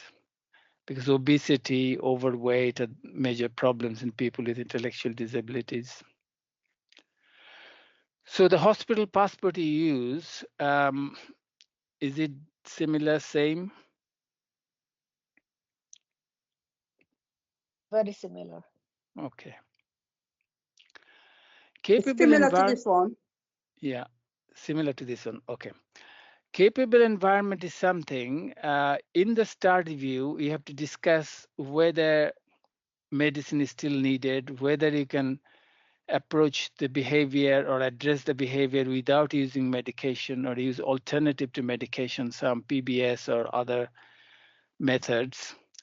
So what you need to do is to make the environment capable for the person you support so that they don't show the behavior, challenging behavior.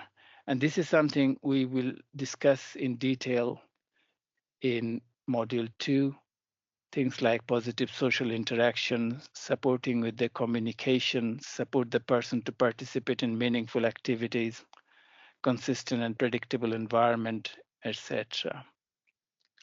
But the reason I put it in the star list is that just to remind you to think of alternatives to medication to address challenging behavior so that you can go to the doctor and say, maybe doctor, he doesn't need the medication. Is it possible to consider reducing the dose or withdrawing the medication and instead try something else like a PBS plan? And to check whether the person has autism or ADHD.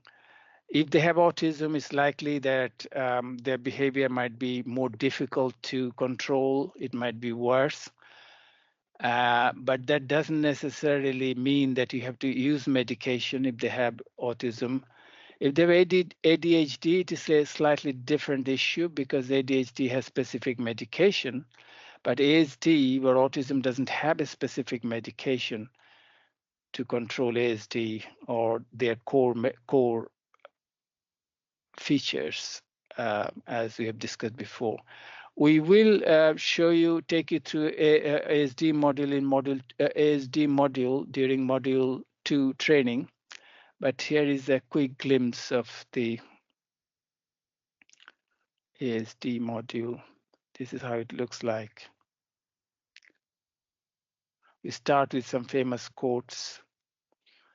Then we provide some quotes from people with autism themselves. Then there's a video of a person with autism talking about what is autism. We have lots of videos, then some quotes from autistic people.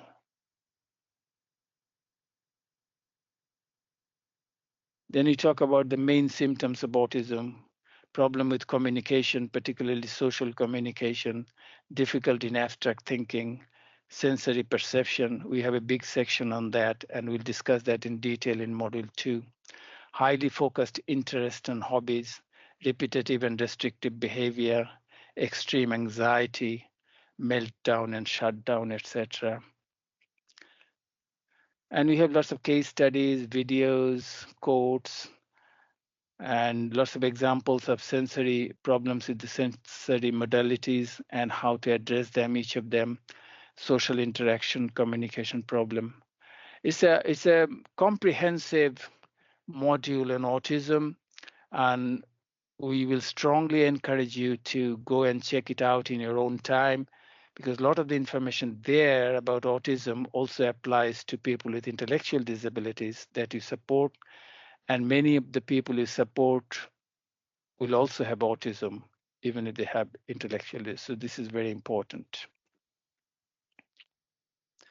Now, this one important, as I keep saying, that doctors always complain that staff will come to the clinic without proper information. So gathering the right information and taking them to the clinic is important. What sort of information should you take to the clinic? Well, the ABCs to start with. Sorry? The records of the behaviors. Records of behavior, yes. And you can use Yeah. some of the tools we have discussed, like the CATs right. and the MOAs, yes. Mm-hmm. The information,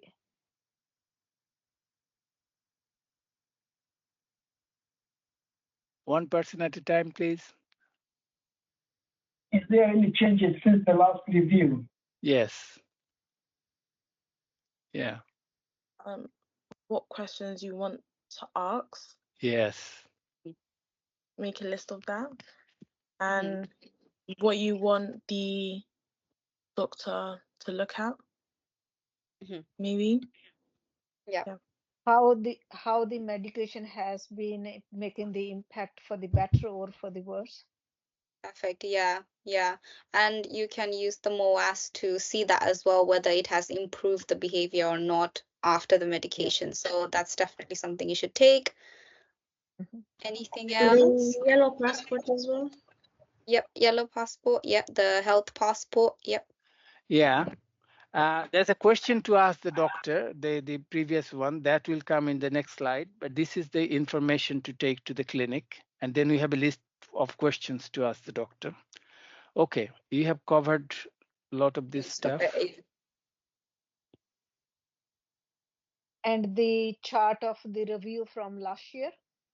Last year's, what was the recommendation from the last time, and whether you have actually fulfilled the recommendations. So the main thing is the medication chart, the detail of the medication they're on and their dosage, etc. Assessment like CATS, MOAS, quality of life, CC-QOLs, side effect scale, and then record of any significant life events, move to a new house, new accommodation, new staff team, etc. The yellow book or the health passport, and record of how recommendations from the previous medication review, including changes in the dose, blood tests, etc., have been carried out, and the outcome of the blood test, any investigation and their results. And this thing about the reasonable adjustment, we are coming to it in the next slide or the slide after, and a list of questions to ask the doctor. So you have mentioned about some questions that you can ask the doctor in the clinic. Let's go through the questions. Is the medication making a positive difference? Why was the medication initially prescribed? For challenging behavior or a psychiatric disorder? What are the side effects I should look out for? What actions should I take if I see any side effect? What are the tests needed for this medication? Are there any other non-medicinal option available? Is the medication still needed? What is the plan for eventual reduction or withdrawal of medication? I mean, there might be other questions depending on the specific situation, but these are some of the common questions. If you go prepared, then that will empower you. So you know what are the questions to ask.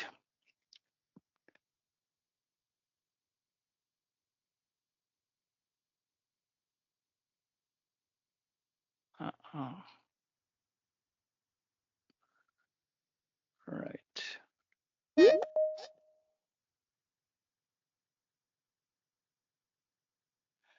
Reasonable adjustment, I've mentioned this a few times. Reasonable adjustments, you can ask the doctors to make what you call reasonable adjustments in the clinic for a better experience of the clinic visit on the part of the person you support. So what reasonable adjustments you can ask the doctor to make in the clinic before the person visits the clinic? Basically, conducive environment. Yes.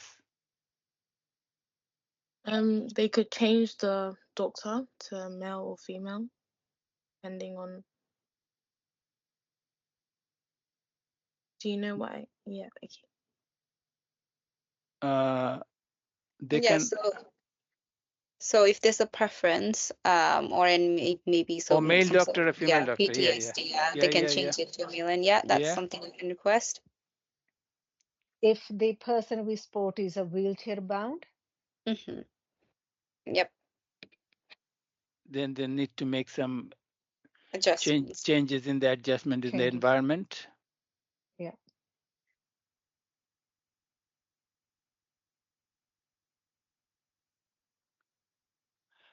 So maybe additional time. Possibly home visit. Home visit, yes. Yeah. Additional time during appointments. Suitable, spacious, comfortable room if it's a clinic. Creating a low arousal environment. This is very important. Dimming the light if necessary. So sensory overload is a major problem of people with intellectual disabilities and autism. So you have to keep that in mind, sensory overload. So keep it less sensory cluttered. A quiet place, a private room, use of accessible or easy read information, even if possible, easy read appointment letters, easy read medication leaflet you have talked about, that could be used.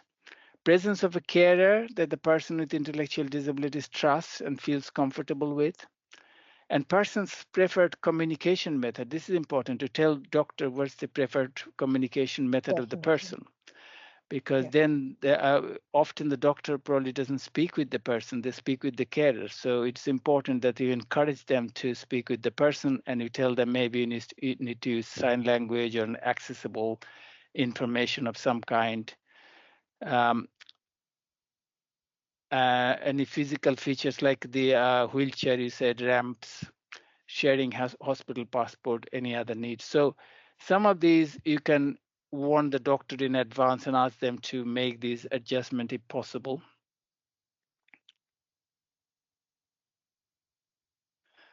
Do you involve the person with intellectual disabilities during any medicine review?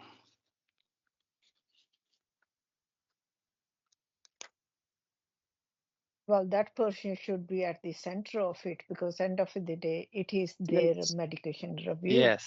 Yes. But do you do that? Yes, as much as we can. Yes. So there may be situations where you need further help with the speech therapist, or help of accessible information, or use the leaflets that we have shown. That's the whole idea of using them for leaflet. For shared decision making, maybe picture boards, etc. We have a whole module on effective communication with people with intellectual disabilities. You must go and check it out in your own time. And the same applies to families. If appropriate, sometimes the situation is such that it may not be appropriate to involve families, but often it is appropriate to involve the families. And if that is the case, you should involve them. Again, we have a whole module on effective engagement with families and advocates, and you should check it out in your own time.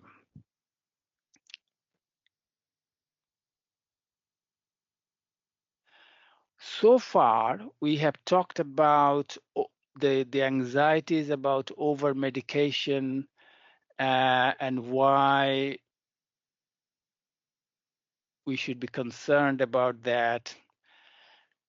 But there are situations where it might be necessary or justified to use psychiatric medication for challenging behavior. It might improve the person's quality of life, whereas we talked about medicine making person's quality of life worse, it sometimes can make it better. So that you have to keep in mind. So in the next slide, we are going to talk about the situations where medicine could be justifiably used. So can you think of circumstances or situations where medicine could be or should be used? Someone going through a trauma. Going through a traumatic phase? Traumatic phase, yeah. Okay, for a short loss. period, to help them for a short period with the anxieties, yeah? Yeah.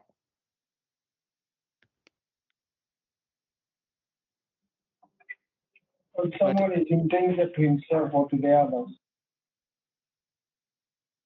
Sorry? Sorry, what was that?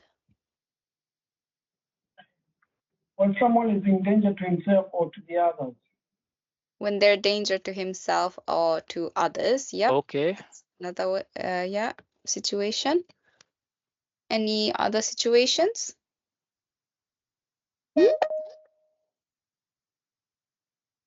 When someone is in pain. Okay, but we're talking about psychiatric medication. That will be pain medication. Yeah. Yeah, that will be a medication for pain. Yes, you're right.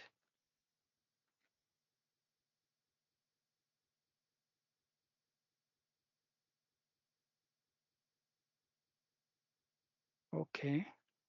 So when somebody is in serious risk of harm and distress to self or others and property, you have already mentioned that.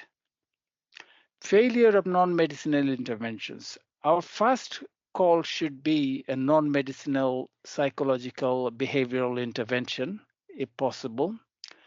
If you have already tried that and if it hasn't worked, then there may be a case for using medicine.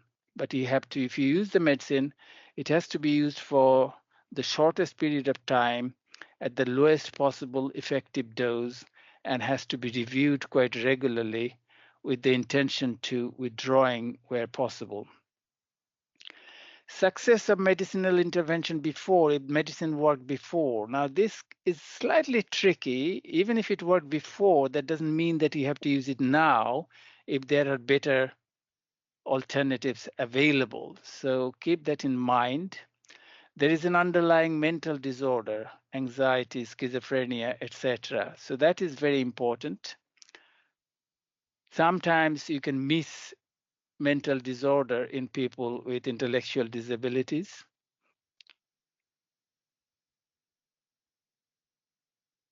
So someone who's showing challenging behavior for a long time may be suffering from a depression, but you might miss that. Even the doctors might miss that. So it is important to detect that. And if there is a depression, then it could be treated with antidepressant and possibly with a good effect. And that will have effect on the challenging behavior as well. Sometimes So change of climate, disturbs the person, like change hot of weather what? to cold, change of climate change. Change of climate causing disturbance in sleep. Disturbance in sleep and causing behaviors. Yes, but we're talking about using psychiatric medication. Would that be appropriate to use a psychiatric medication for that? Some people it affects for a long term. Yeah, but you have to look into the problem with the sleep. Sleep problem is quite common. What is causing the sleep problem? You have to explore that first very carefully. There might be often environmental reasons, and you can teach them good sleep hygiene, etc. So Not sleep problem, weather like problem. now weather problem. Yeah. And I Change of. Do you mean the SAD? Do you mean the seasonal affective disorder? Is the depression associated with the changes of if it's a seasonal affective disorder, this is part of depression. So this will be classed as a mental disorder, and then you can use psychiatric medication to treat mental disorder. So if there is a mental disorder, yes, and it will be appropriate to use the antidepressant in that case. Used together with other non-medicinal intervention, particularly for a short period of time, particularly when you're introducing a new intervention like PBS plan, and it takes time to work. You might need something as a backup to start with for a short period of time. Then you might consider using a psychiatric medication. Person's choice. Sometimes the person or the family might say, yeah, I definitely want medication. What do you do then? It's a difficult situation. If it is in their best interest, of course. If you think it is not, if there's a conflict of opinion, you have to have a full discussion involving everybody to see Would what it is be in the best interest? Would it be done as like a best interest? Best interest meeting, like something like a best interest meeting, maybe. If they're really insistent that I need the medicine, because at the end of the day, it's their medicine, it's their choice. But if it's going to be harmful for them, and if you cannot persuade them, then we need a discussion, full discussion. Short period to help. On person's, sorry to cut you off. It depends on person's ability and capability. Yeah, capacity. And then if they don't have capacity, you follow the Mental Capacity Act, all the rules in Mental Capacity Act, which means you may need to involve either the family or a legal independent advocate and discuss it fully with everybody involved, all the stakeholders, and it has to be in the best interest of the person and the least restrictive of all the options. And if you use medication, it has to be used for a short period at the lowest possible dose and reviewed regularly with the view to withdrawing. So as long as you have all the safeguards in place, you can probably, under certain circumstances, use the medication.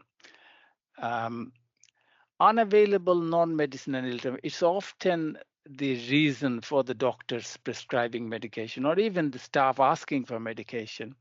But it shouldn't be an excuse to use medication because, as I said, assessment itself, you can do yourself. You don't need a PBS practitioner or a psychologist to tell you what to do. And we'll discuss that in module 2. You can do lots of things which will prevent the use of medication.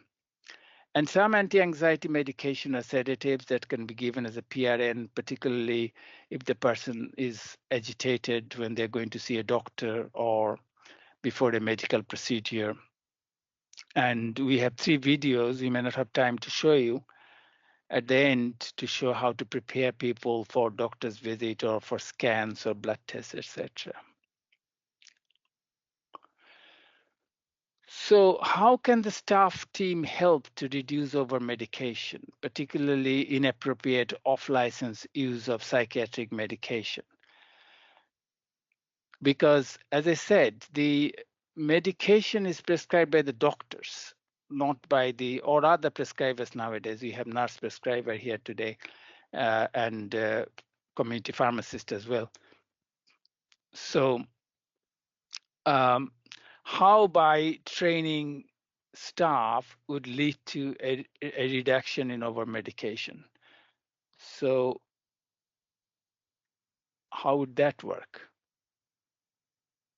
Well, to start with, this kind of appropriate training, staff need to be trained. So they have the understanding that, you know, how we can help the person to reduce the medication.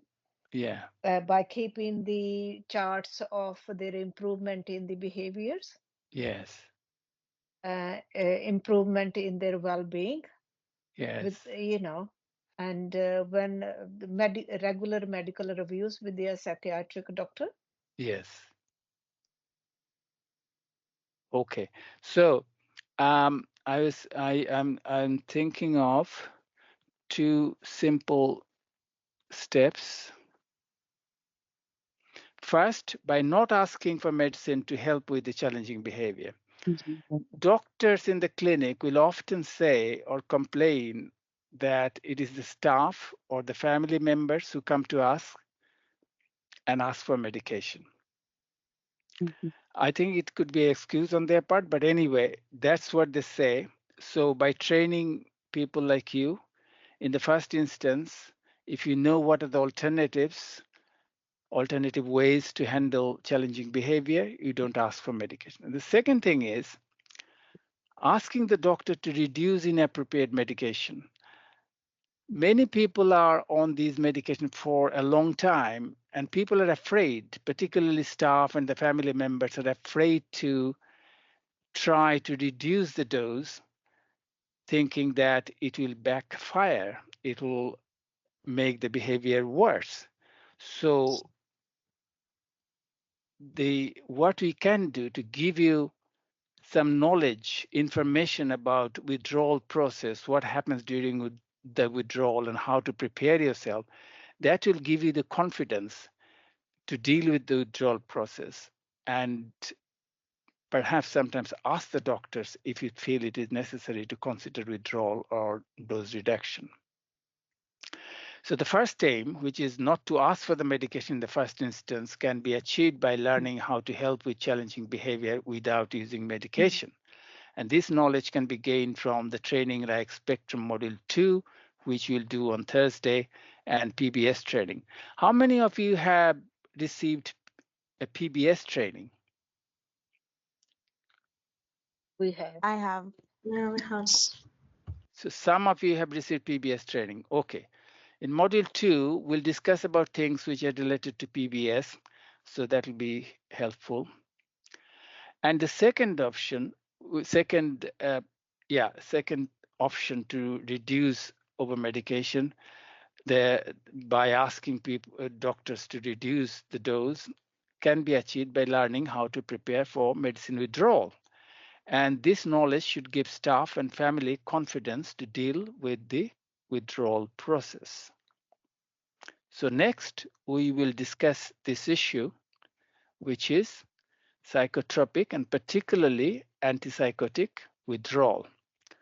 But we can take a 10 minutes break before that, and we'll discuss this under 4 headings. I always have problem moving my slides. In what proportion of cases an withdrawal of antipsychotic is possible? Then we'll discuss what may happen if you try to withdraw or if you do withdraw antipsychotics, particularly after a long-time use. What are the withdrawal symptoms and how to prepare for a withdrawal? So this is very important. Have any of you have experience of supporting somebody who has come off antipsychotic or any other psychiatric medication? So, but share your experience without disclosing any information about the person. So they reduce the dose, to a lower dose until it's withdrawn. Mm-hmm. How did it work? Was the behavior better or worse? The behavior became better because it wasn't needed, but just because the person's system is used to that medication, so they had to reduce the dose gradually until they withdraw it completely. Did they manage to withdraw it completely? Yeah, they did manage to withdraw it completely. But from reducing the dose, I think it was 10, they reduced it to 5, then 2.5. Then, they now reduced, they took it out, gradually. What was the medication? It was, what's that? It's a while now. Because the reason it was prescribed in the first place was because of agitation. Okay. Yeah. So maybe antipsychotic, I don't know. Anyway, yeah, but it was a success story. You managed to withdraw without any problem. Okay. Any other experience? Yes, same here. The gentleman was on a dose of risperidone. So it was from 2.5 to, then it was reduced to 1 ml, then from 1 ml to 0.5 ml, then it's completely taken off. And was risperidone prescribed for challenging behavior? Yes. And was the person on risperidone for a long time? Yes. Ah. First, the person used to be on carbamazepine, then it was because he was on carbamazepine for a long time. When he was transferred with us, then we had the medical review. Then it was a change to risperidone. Then gradually, recently, he was weaned off, and it's been now 6 months without any risperidone, and it has impacted his life for a better reasons. Oh, that's very good. Behaviors. Very good. Yeah, it's a success story, definitely. Very good success story. So we'll start with this slide. And these are the published studies of people who try to withdraw antipsychotic in people with intellectual disabilities after many years of use. And on this column, you'll see the percentage where they were successful. So if they started with 100 people, they managed to withdraw among 25 people antipsychotic completely. In this case, out of 123, they managed to withdraw antipsychotic completely among 31. So it's 25%. A couple of things to highlight in this column and in these figures. First, that over the years, if you look at the time of publication of these papers, 1996, 2000, then recent ones 2014, then 2018, and our own paper in 2019, the percentage among whom a total withdrawal of antipsychotic was possible has increased over the years. So from 25%, then 33% in 2000, and then recently 44%, and 2018, 61%.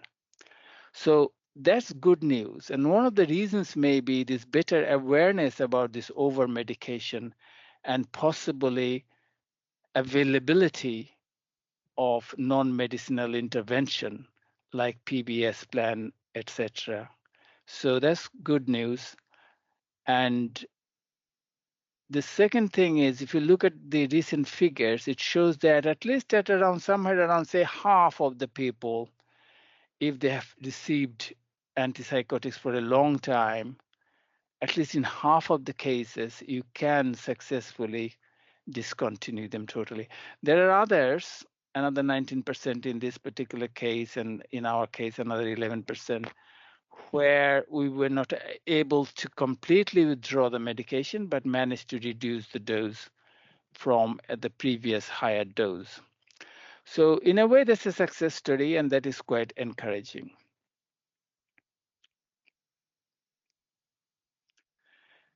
Then the question is, what can happen or what may happen when the medicine is withdrawn? Two things can happen. In most cases, the person's quality of life will improve vastly, I would say. Why does the quality of life improve after medicine withdrawal in some cases? So the side effects of the medication. Yes, the side effects are not there because of the reduction or disappearance of the side effects like drowsiness or obesity or body stiffness or shaking, etc. So you will hear the success stories from staff who would say this person has completely changed. His life has been transformed completely. He is much more animated. He's lost a massive amount of weight. Previously, he was like a zombie. Now he takes part in activities. He mixes with people. He goes out and about. And his quality of life has improved enormously.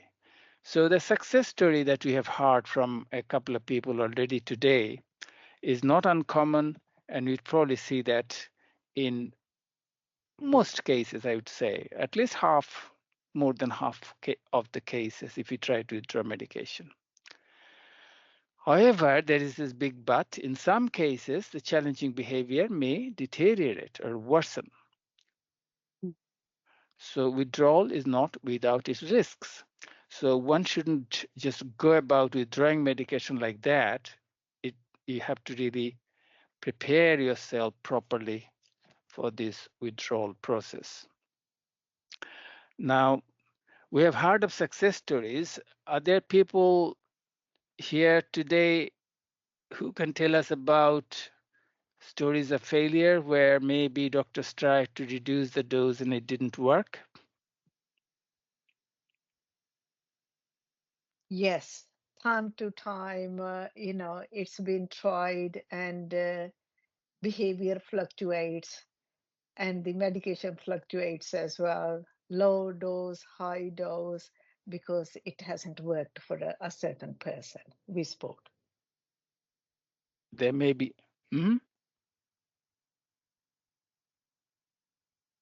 So there may be at least one story of failure. Okay, so the question is, we are still working on it. You're still working on it, yes. Yes. The story, yeah, and that's important. Don't give up. So the question is, in some cases, why does the challenging behavior deteriorate or worsen after medicinal withdrawal? Sometimes it's because their body system is used to that particular medication. Yeah.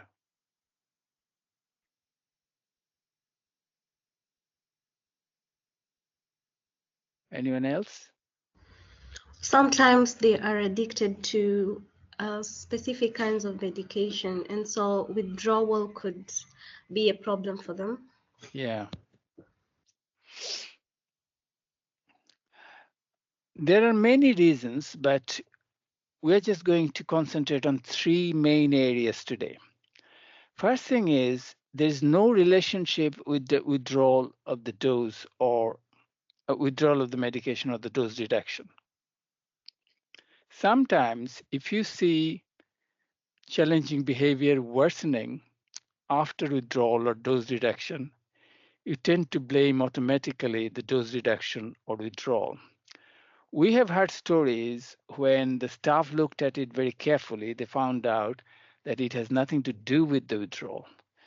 So the first lesson is that the deterioration in behavior after withdrawal is not necessarily always related to the withdrawal process itself. So in that case, you have to do a thorough assessment of the behavior and look for the reasons for the behavior, which we will discuss in detail in module 2. So that's important. Second thing is, in some cases, what you see is this withdrawal side effects. So far, we talked about the side effects of medicine, like if you use antipsychotic, you will see some Parkinsonian side effects like stiffness in the body, muscle stiffness, shaking, etc. But if you withdraw this medication after a long-term use, you might see similar side effects appearing from withdrawal, like Parkinsonian side effect, like stiffness in the body and shaking, etc. Why? Because as one of you said, the body gets used to it. So these drugs are quite powerful. And if you use them for a long time, they change the chemistry of your brain. Sometimes the structure of your brain, the brain cells are changed. And sometimes these changes are permanent. But because of these changes, when you withdraw them, the brain has got used to the chemicals at certain levels. And then there is what you call rebound phenomenon. So because the brain is used to, say, a certain level of serotonin or another hormone called dopamine, and the moment you withdraw the medication, suddenly the brain tries to compensate that by releasing more of that substance, which was suppressed before, for example, dopamine in case of antipsychotic. And that gives you what you call withdrawal side effects. And many of these withdrawal side effects will lead to challenging behavior. So like agitation, sleep problem, but also Parkinsonism, as you discuss body stiffness, they will all lead to behavioral side effects. The good news is that most of the time, these withdrawal side effects will disappear after a while, after a time, maybe days, in some cases weeks, in some cases even months. So you have to be patient. And if necessary, you can use maybe some PRN medication just to tide over that difficult period. So in the next slide, we'll talk about some of the side effects of the main classes of medication. Another thing that we don't talk about is the carer anxiety, and it could be staff, it could be family carers who are in the very beginning quite apprehensive about the even mention of reducing or withdrawing medication after 20 years, 30 years of use of this medication. And if they remain anxious, there is this tendency of kind of perceiving any change in the behavior in a much more exaggerated way because they're already anxious. So it's like a startle reaction. They kind of react more because they're anxious. If they were not anxious, they wouldn't probably reported that particular behavior. So this is something worth keeping in mind. And this is why a training like this should help. The withdrawal side effects, we'll discuss three main ones. The antipsychotics like risperidone can produce side effects from withdrawal like sleep problem, agitation, mania, anxiety, internal and external agitation, Parkinsonism, I kept saying body shakes and muscle stiffness, abnormal body movements. So remember that withdrawal of risperidone, which is an antipsychotic, can cause Parkinsonism, body shakes.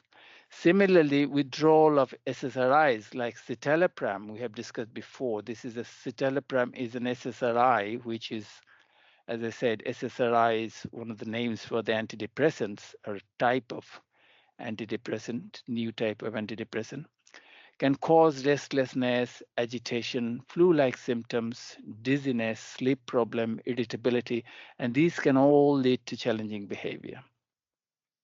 So remember, citalopram can cause flu-like symptoms if you withdraw citalopram. Similarly, if you withdraw diazepam, which is a type of benzodiazepine group of drugs, and as I said, they can cause addiction, and it becomes very difficult to withdraw them, and doctors don't use diazepam, or not supposed to at least use diazepam for a long time nowadays. But if you do withdraw them, you can see problems like agitation, sleep problem, aggression, muscle stiffness, flu-like symptom, etc. So agitation could be a withdrawal symptom of diazepam. And if they're agitated, they will show challenging behavior. So remember, withdrawal symptoms can lead to challenging behavior. So Parkinsonian symptoms is not a withdrawal symptom of antidepressant like citalopram. And similarly, flu-like symptom is not an withdrawal symptom of antipsychotic like risperidone.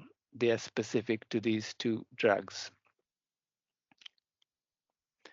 So the main issue is, how can you prepare for the withdrawal? What steps do you have to take to prepare for an antipsychotic withdrawal?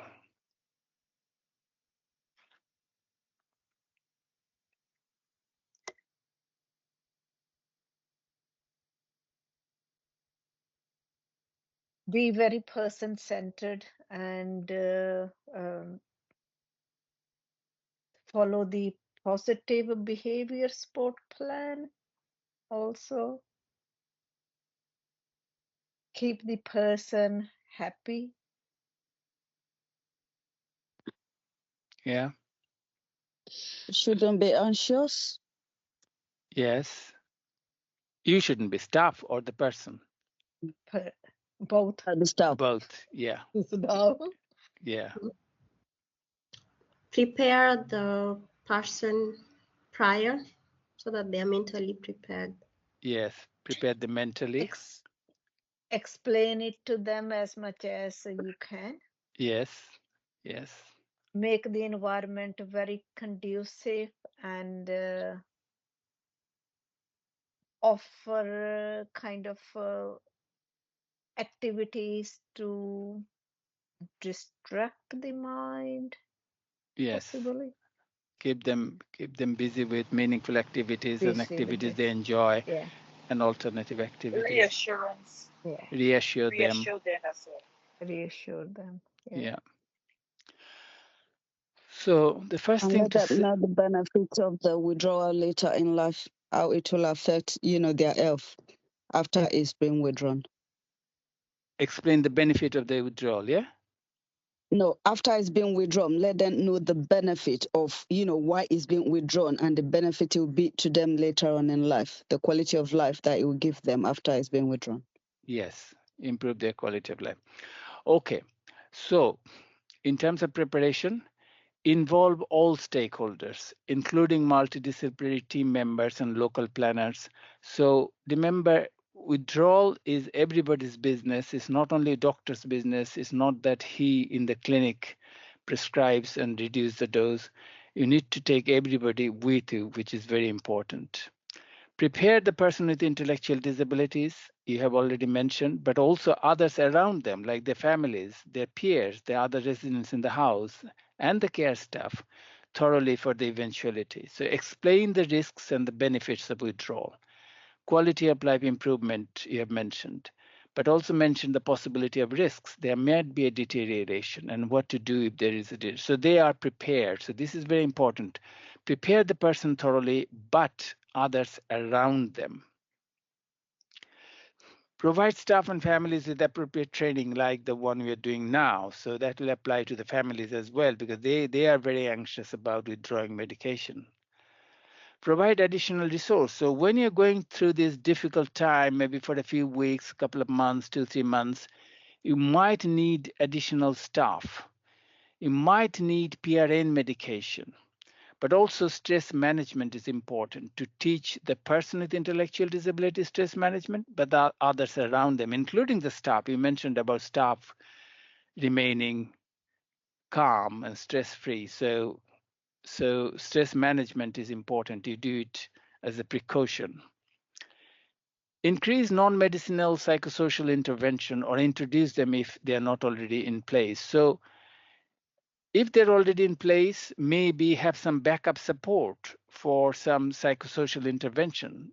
One of them is the stress management, but there could be other measures that you can discuss with the PBS practitioner who draws the PBS plan, but others who are involved, like the psychologists, etc. So you might need to put additional measure like non-medicinal psychosocial measure in place at that difficult time. And review constantly the desired and non-desired effects regularly. So desired effects would be improvement of quality of life, but as you said, in some cases it may backfire and behavior may deteriorate, but don't always associate deterioration in behavior with the withdrawal of medication or dose reduction. It could be completely unrelated, and you explore all the reasons behind the behavior from scratch.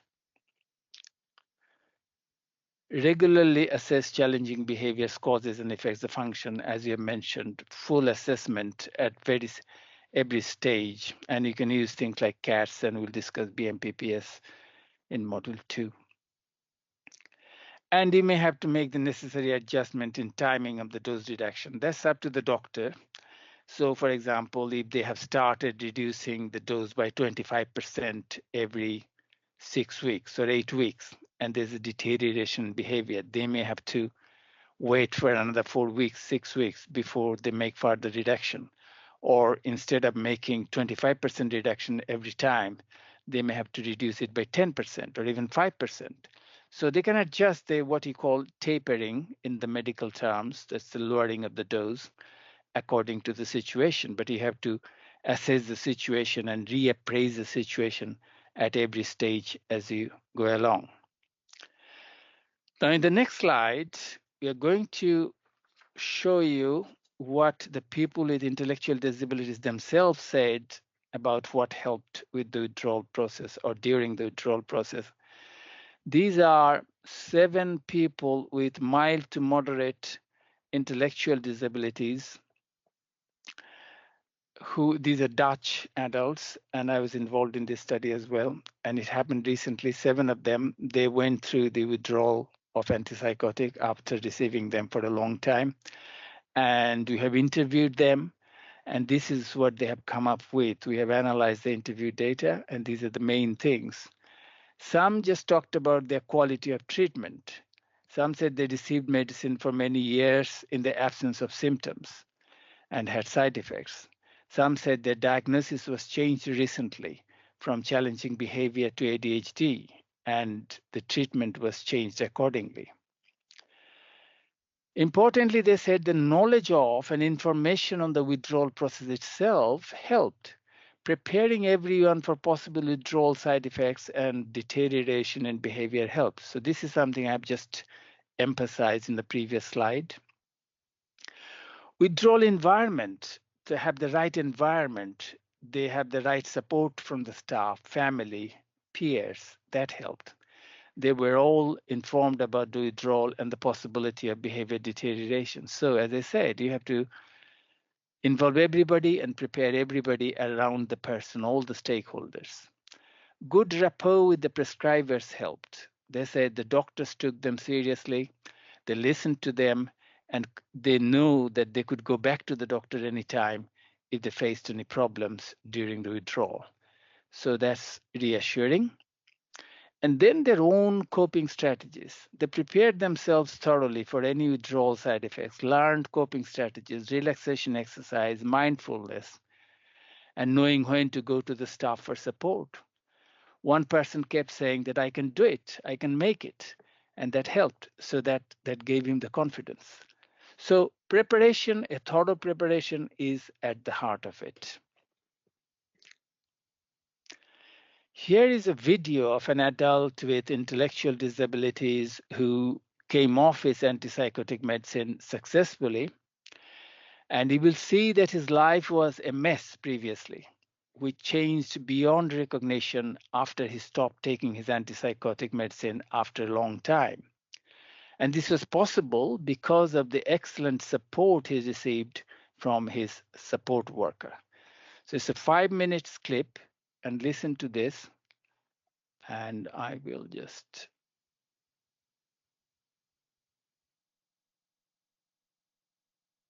My name's Dave.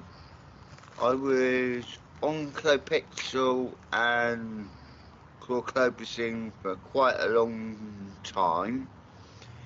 Before I was on Clopixel, I was on chlorpromazine. They gave me injections of that a couple of times, and they gave me the tablet form.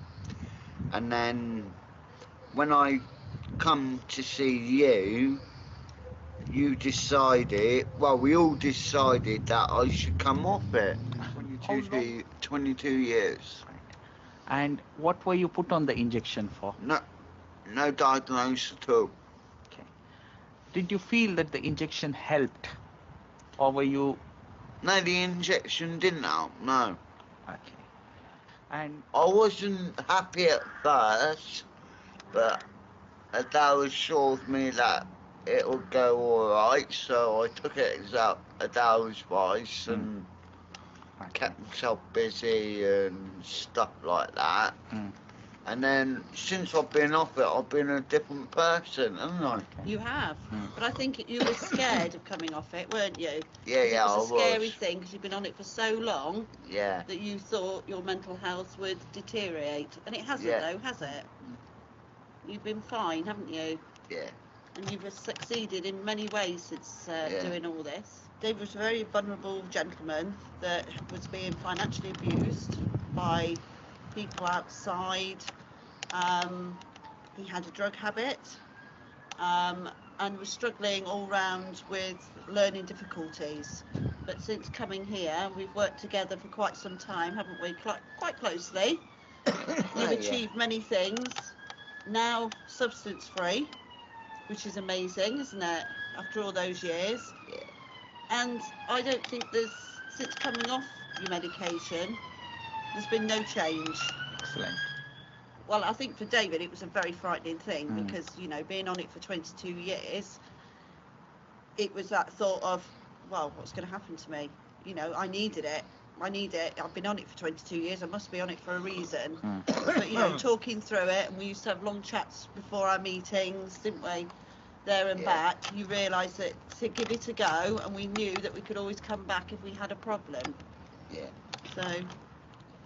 Well, I think when I was on it, that I was more dopey and not thinking straight and just doing stupid things, basically.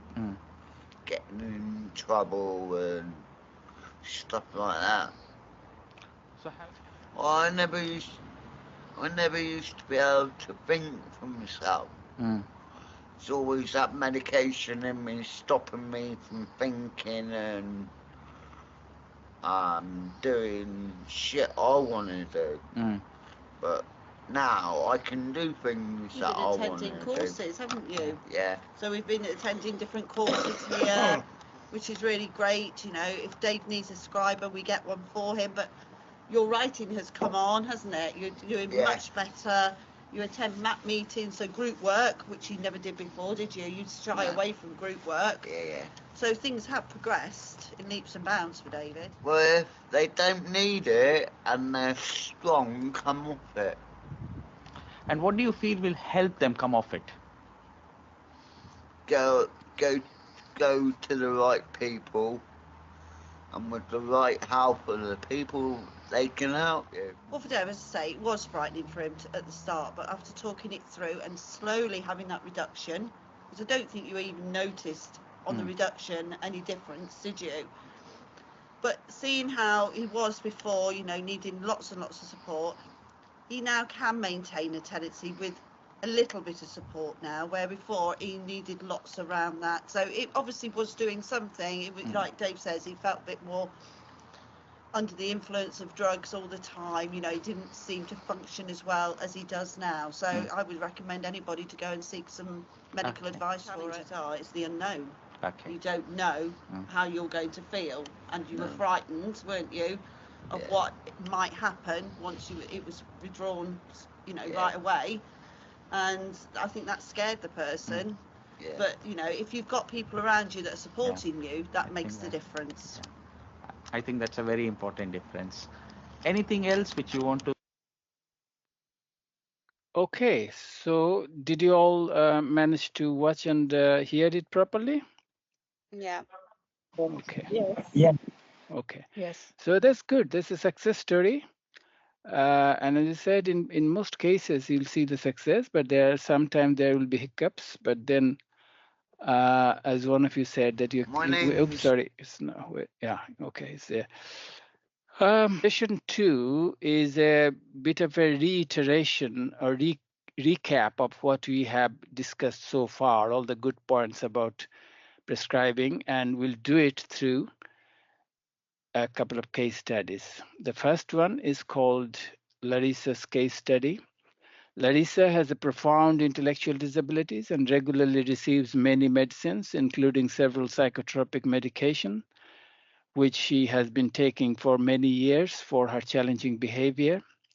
One day, when Larissa's behavior started to deteriorate, the support staff spoke with an on-call doctor who advised on the phone to increase her dose of haloperidol. However, her behavior worsened and she continued to hit her head against object.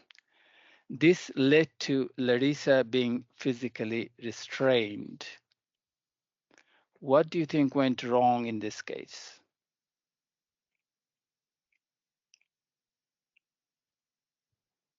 I think Wrong time. I'll go on to say I think they should One have person at done a time, please. Okay. I think they should have done assessment before increasing a dose. Yes. Not just increasing it like that. After whatever the support worker said, they should at least assess her twice before increasing a dose. That's what I think. Yeah. Yes. Anything else? Other options should have been considered as well, not just increasing the dose.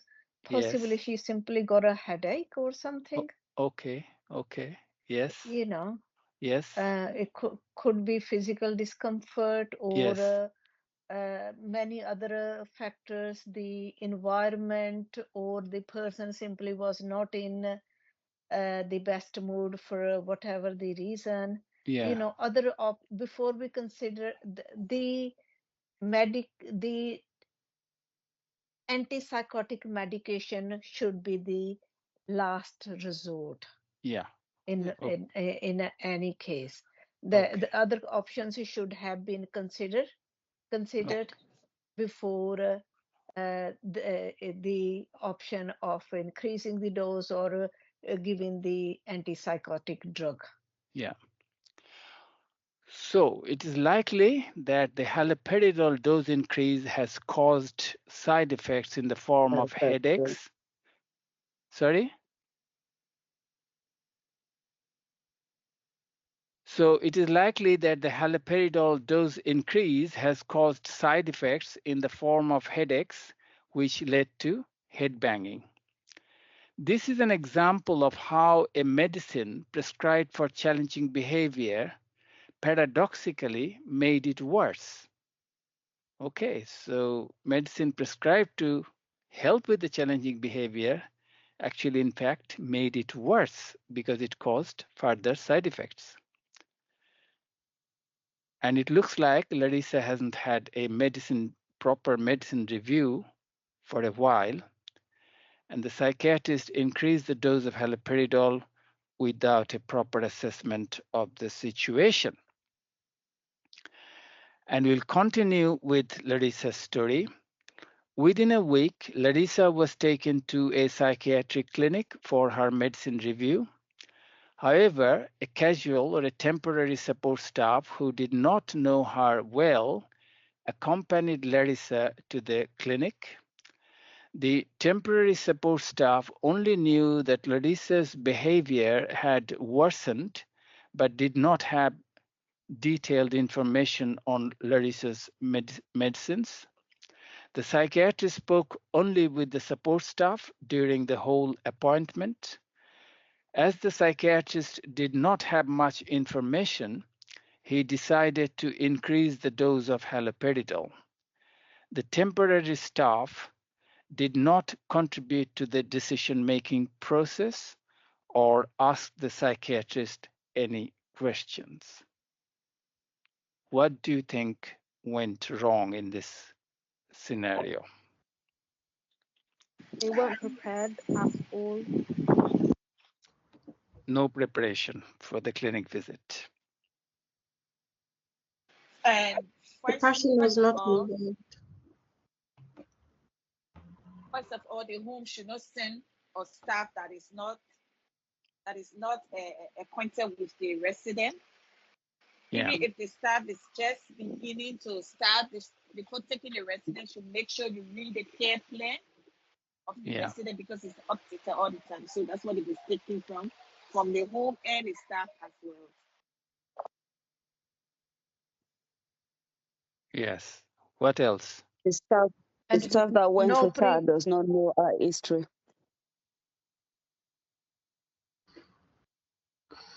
No previous history records was taken. Yeah. Also, the individual was not involved at any point during the clinic. Yeah. Concerning the decision that was made to increase the medication. Yes. Anything Lack else? of comprehensive assessment. Lack of a comprehensive assessment of behavior and the whole situation. Yeah. Does it look like there was a STAR review or similar sort of comprehensive review before attending the clinic? No. No. So remember what you discussed before. What are the sort of main things in the STAR review that you should check? We have talked about a checklist. The triggers, like the A's. Trigger, you can look for the triggers and you can use that scale CATS we have mentioned, yes.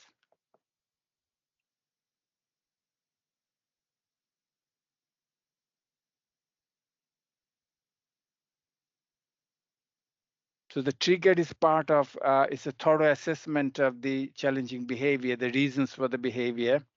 And you can use this trigger scale and MOAS, which is the quantifying aggression. Yes. What else should you have assessed? What's in the checklist, STAR review checklist? I think the side effects. Side effect scale, you can use the side effect scale or at least mention about side effects. Yes. What else?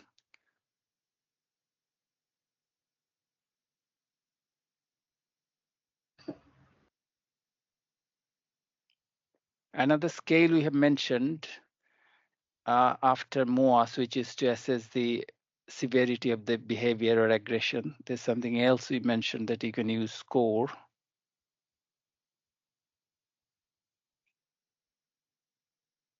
Is it the ABC? ABC is the thing that you do to look at the triggers. I'm talking about quality of life, and we talked about a scale that you can use, but quality of life is important, a measure of quality of life. What else? You've talked about involving the person with intellectual disabilities. That is in the checklist, and involving the person's family. That is in the checklist. 2 or 3 other things we have discussed in the checklist. And the other professional bodies? One person at a time, please.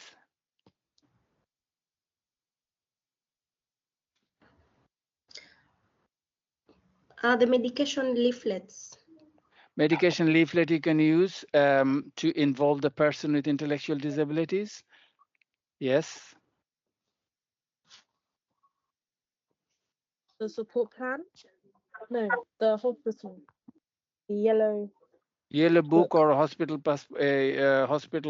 passport. Yeah.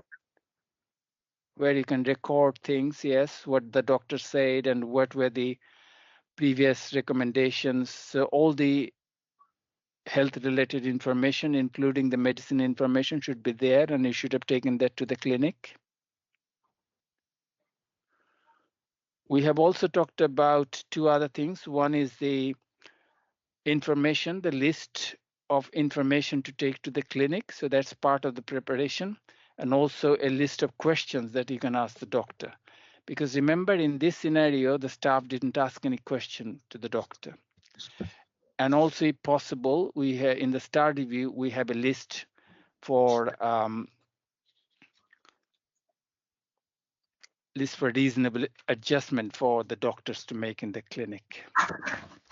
So a thorough assessment of the reasons of the challenging behavior, which is the first step in the STAR review, that wasn't done. How could the staff team have done that? You could have used MOAS, CATS or MOAS. I'll go back to the pointer option, okay. CATS or MOAS, or we'll discuss BMPPS. Did the staff team assess the side effect of haloperidol? No. No. How could the staff team have done that? You could have used the UKU side effect scale we have discussed. Quality of life you missed, but you can assess that using the tool that we have shown you. But it's very important that you assess quality of life. As I said, you can improve the behavior, but at the cost of severe side effect, which will decrease the quality of life. So just improving the behavior is not good enough. You need to improve the person's quality of life.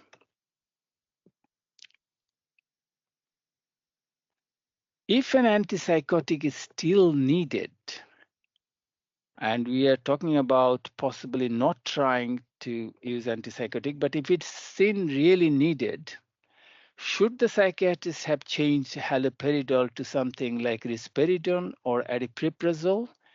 If so, why? Yes. Why? Because if it has a less haloperidol side is used effect. for a long time, it goes a worse side effect.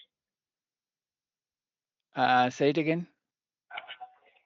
If haloperidol is used for a long period of time, it might have some side effects. Yes, but what about risperidone or aripiprazole?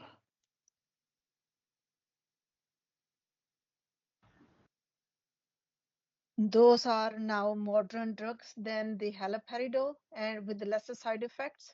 Yes, so they have lesser side effects and more. These are newer generation of antipsychotics.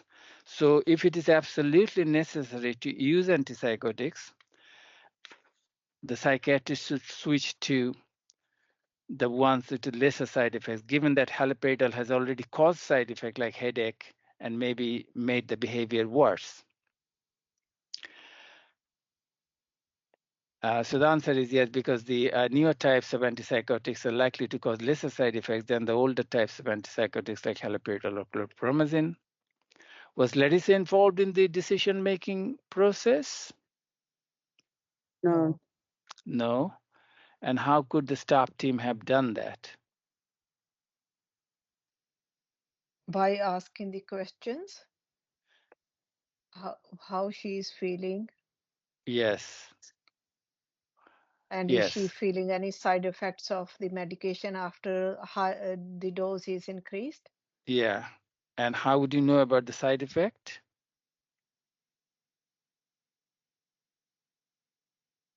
Again, talking to the person, and observing the person closely. Yes. That's one way of doing it. but there's a more structured way of doing it. One is that by you recording the, you can yes, use the recording side the effect UK. scale, or you can use the accessible medication leaflet that we showed you, and that accessible medication leaflet will tell you about the side effects. So the idea is you take the person through the items information in the accessible medicine leaflet so that they can take an informed decision. So you involve the person with intellectual disabilities with the help of these leaflets. Similarly, can I ask a question, please? yeah. In case the person doesn't have a capacity to answer your question or to tell you Yeah, anything. so there is this issue of capacity. One thing is important, that not to assume that the person doesn't have capacity. So you have to try your best to explain the situation to them. So if they don't understand the information in the leaflets, accessible leaflets, then you can use something like picture boards or other methods to communicate with the person. You need to know how best to communicate with the person. But after all that, if you think that the person doesn't have the capacity, the person is profoundly intellectually disabled, then you have to hold a best interest meeting with the other professionals and the community learning disability team members and the family and independent advocate and so on and so forth. But you must try your best to explain to the person the effect of the and the side effects of the medicine before you accept defeat and then just assume that the person won't understand. So try various ways as much as you can to communicate. Yes, but if at the end of the day you cannot communicate with them, you have to follow the best interests option.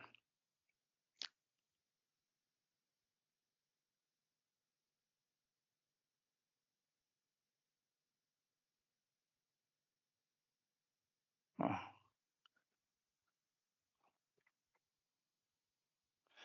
And there are accessible leaflets available on the CBF site, which stands for Challenging Behavior Foundation. This is a family-run organization. They have accessible leaflets about how to prepare a person for a medical a doctor's visit or doctor's visit particularly. And VODG is the voluntary organization disability group site. They also have a similar leaflet. But we also have some videos. I don't know whether we have time, maybe last 5 minutes, I can show you one video.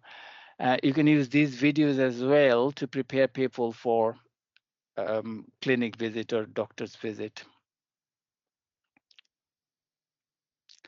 So was the Larissa's family involved in the decision making? It doesn't look like that was the case. No. We have a module on effective communication with the families. We won't have time to go through them, but these are common sense positive approach. You're probably using all this already, but you can check out how to effectively communicate with the family. Was the psychiatrist informed in advance about the reasonable adjustments? You remember we talked about reasonable adjustments that the psychiatrist can make in the clinic. What sort of reasonable adjustment the psychiatrist could have made?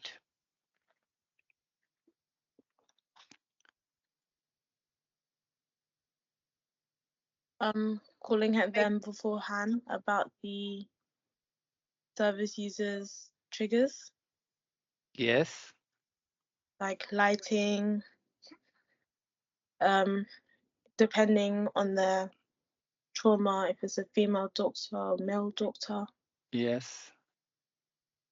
Yeah. Providing a conducive environment like a quiet room or something. Yes. So reduce the sensory overload. Yes. Overload sensory. Yeah. And one other thing is the important thing in a way is the best way the person communicates or how to communicate with the person if necessary using accessible information. You have to tell the doctor beforehand. Otherwise, Their as it happened. preferred method. as it happened here, the doctor didn't speak with Larissa. Was the right information taken to the clinic? No, and we have talked about the checklist for the information to take in the clinic. Do you remember what he said about what sort of information you should take to the clinic? And the yellow passport? Yes.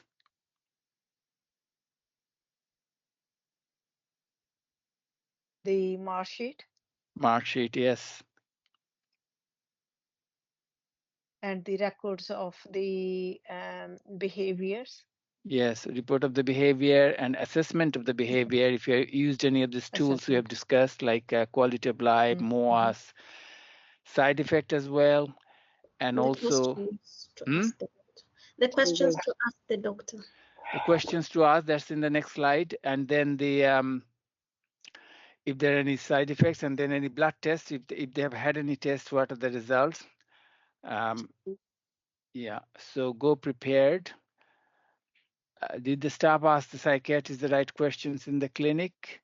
So this is the next bit that you have mentioned. What are the questions you should ask the doctor? So do you remember the questions, the list of questions we have talked about that the staff should discuss or ask the psychiatrist or the doctor?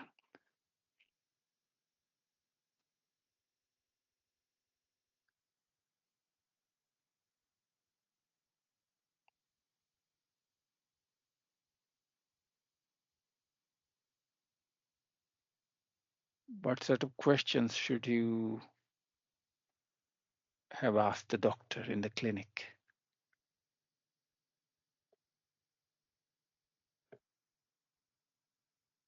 Don't remember? If there is an alternative to the medication with lesser side effects?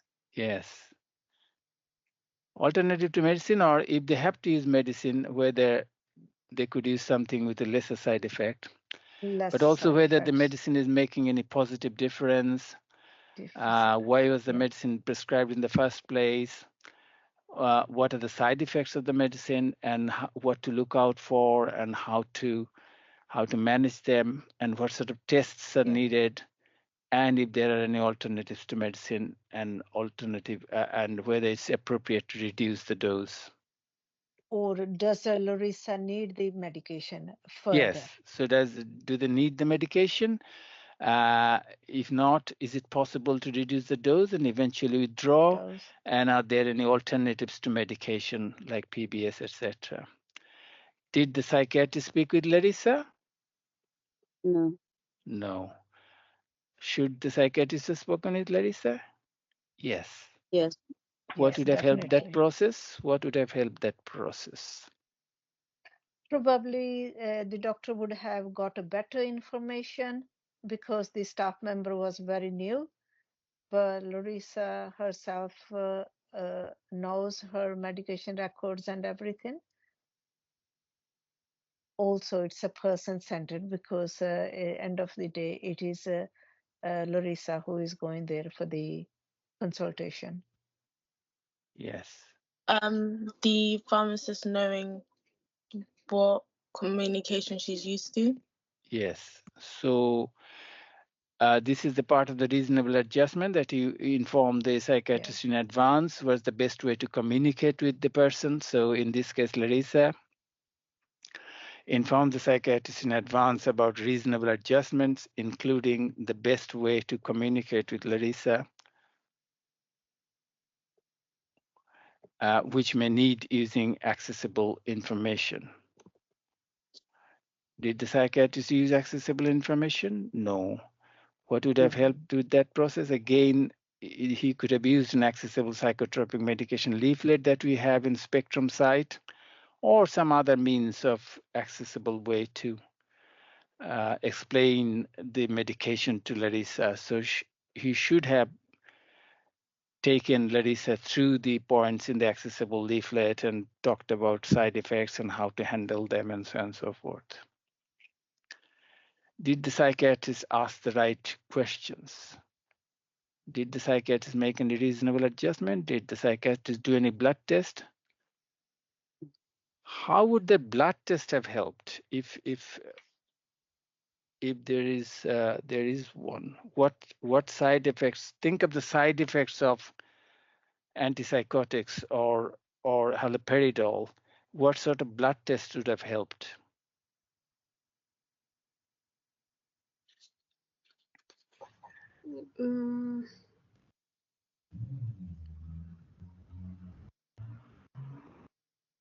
The psychiatrist would have detected maybe high levels of cholesterol or blood sugar. Yes, cholesterol, blood sugar. One other thing?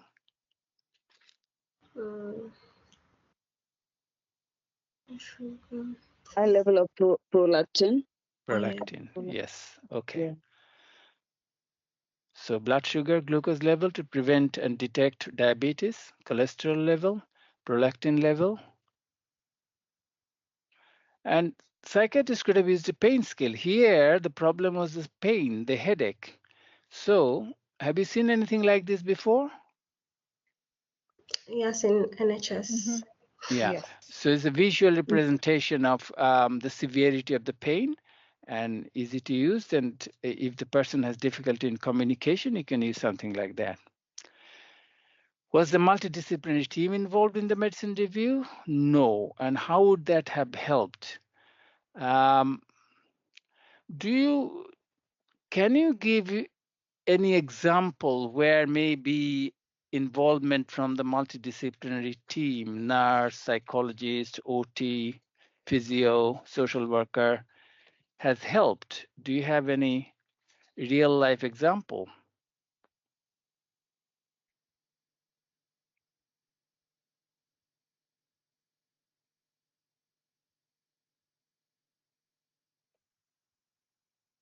No. Here is an example. Is a person, a 27-year-old man with severe intellectual disability who has no speech. And he liked going out and have a car ride, but then when the staff said you can't go out in a car, he threw a tantrum. Because then we asked the staff asked for some psychiatric medication to help with his behavior. Then I have asked the speech and language therapist to assess the situation, and she found out that every time the staff mentioned the word car, even if they say you can't go out in the car, he thinks that he's going out in the car because the word car was mentioned. And when he was not taken out, he was getting very agitated. So speech and language therapist devised a picture board with a picture of car crossed out, which the care staff showed instead of saying you can't go out in a car. And then they kept him busy with the alternative activities that he enjoyed. So this is just one example how speech and language therapists can help. There is a module on effective liaison with the professionals. You can go and check. So this is important. This triangle, this pyramid where you have the person and the family in the middle, and then professionals like the multidisciplinary team on the one hand, and support staff you, and you have to work together in this triangle.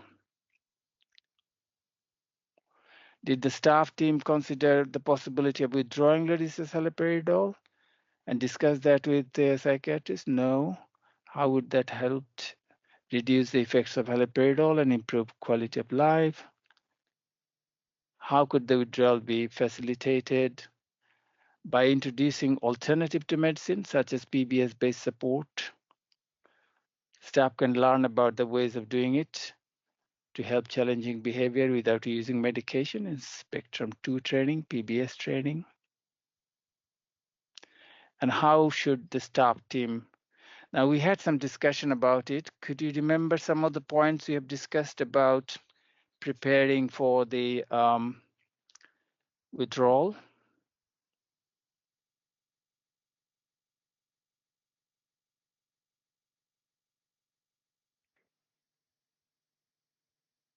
Yeah, staff members being prepared for the better or for the worse.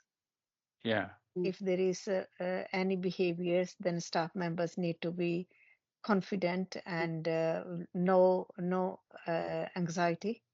Yeah. engage the people with sport in a more meaningful activities, keep them occupied, Yes.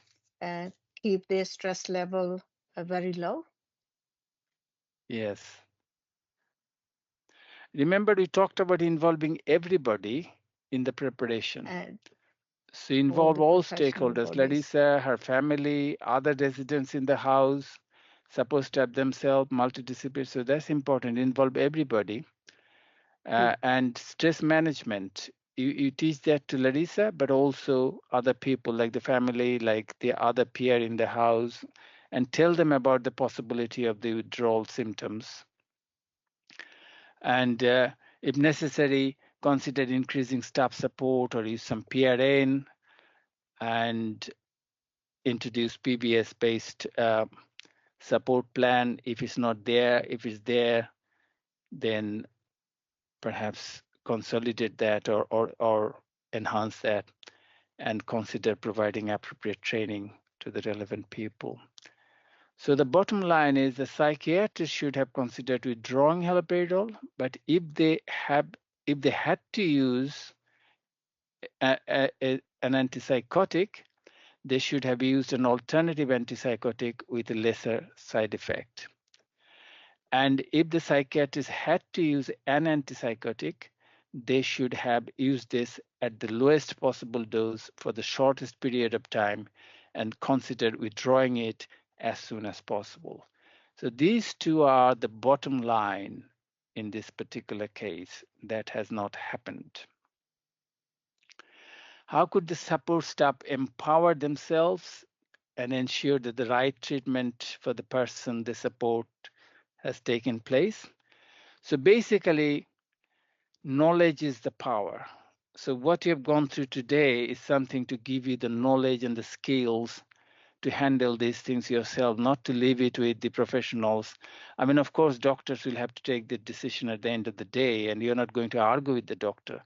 But it is your job to work as an advocate for the person you support as well. So if you have reasonable questions in mind, you should ask them. So you should prepare yourself, gather all the information, like from all the relevant people. Consider a STAR review. So that will empower you, have all the relevant information ready for the clinic. Knowledge is power. So support staff should gather knowledge about psychiatric medication, their alternatives. Staff team should remember that they know the person better than the MDT staff or anyone else. Prepare before the clinic to ask the questions that we have talked about a few times. Be prepared to ask for clarification and justification for the prescriber's decision. So just don't take it on the face value. You don't have to challenge it, but politely ask, why is it used? Is there any alternative? If support staff have concerns about the treatment of the prescriber's decision, be prepared to express that frankly and discuss without being confrontational. And remember, the support staff's role is to support the person and act as the person's advocate as well. They should always have this person's best interest in mind. So you all know that you're all doing it. If we have maybe just a few minutes to show one of these videos to show how to prepare somebody for a doctor's visit, and you can use these videos. These are on our Spectrum website to prepare somebody for a doctor's visit. And we have similar videos on when they are going to have a scan or blood test. If you have a learning disability, you will be invited to have a health check once a year. The check will make sure that you are as healthy as possible. Even if you feel fine, you should go to your health check. The health check is done at your doctor's surgery and takes about an hour. You can keep your clothes on. The health check is to make sure that you are well. The nurse at the surgery will do some simple tests. The nurse might check your height and weight. The nurse will talk to you about healthy eating. The nurse may ask you if you go walking, swimming, or take part in exercise. Your blood pressure will be checked. You may have a blood test. You may be asked to pee in a pot like this. You may be asked about your family's health. The nurse will check any medication that you are taking. The doctor will then see you. The doctor will listen to your breathing using a stethoscope. The doctor will talk to you about your medication. The doctor will ask you if you are in any pain. The doctor may look in your ears. The doctor will ask you if you have had your eyes tested. The doctor will ask you when you last visited the dentist. The doctor will ask you if you are worried about your health. The learning disability nurses have lots of leaflets to help you understand about having a health check at your doctor's surgery. If you need any more tests or treatment, your doctor will let you know.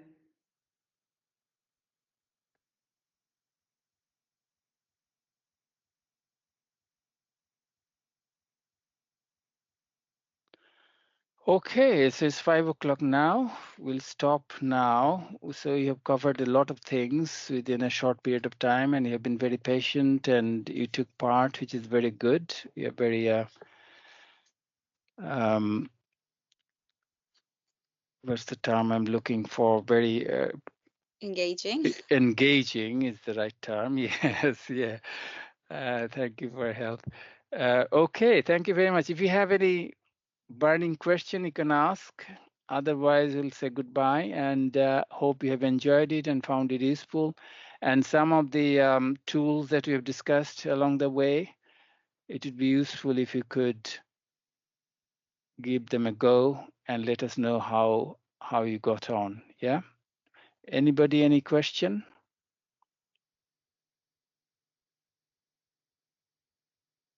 No? Okay. No? Okay. Okay. Thank Thank you. you.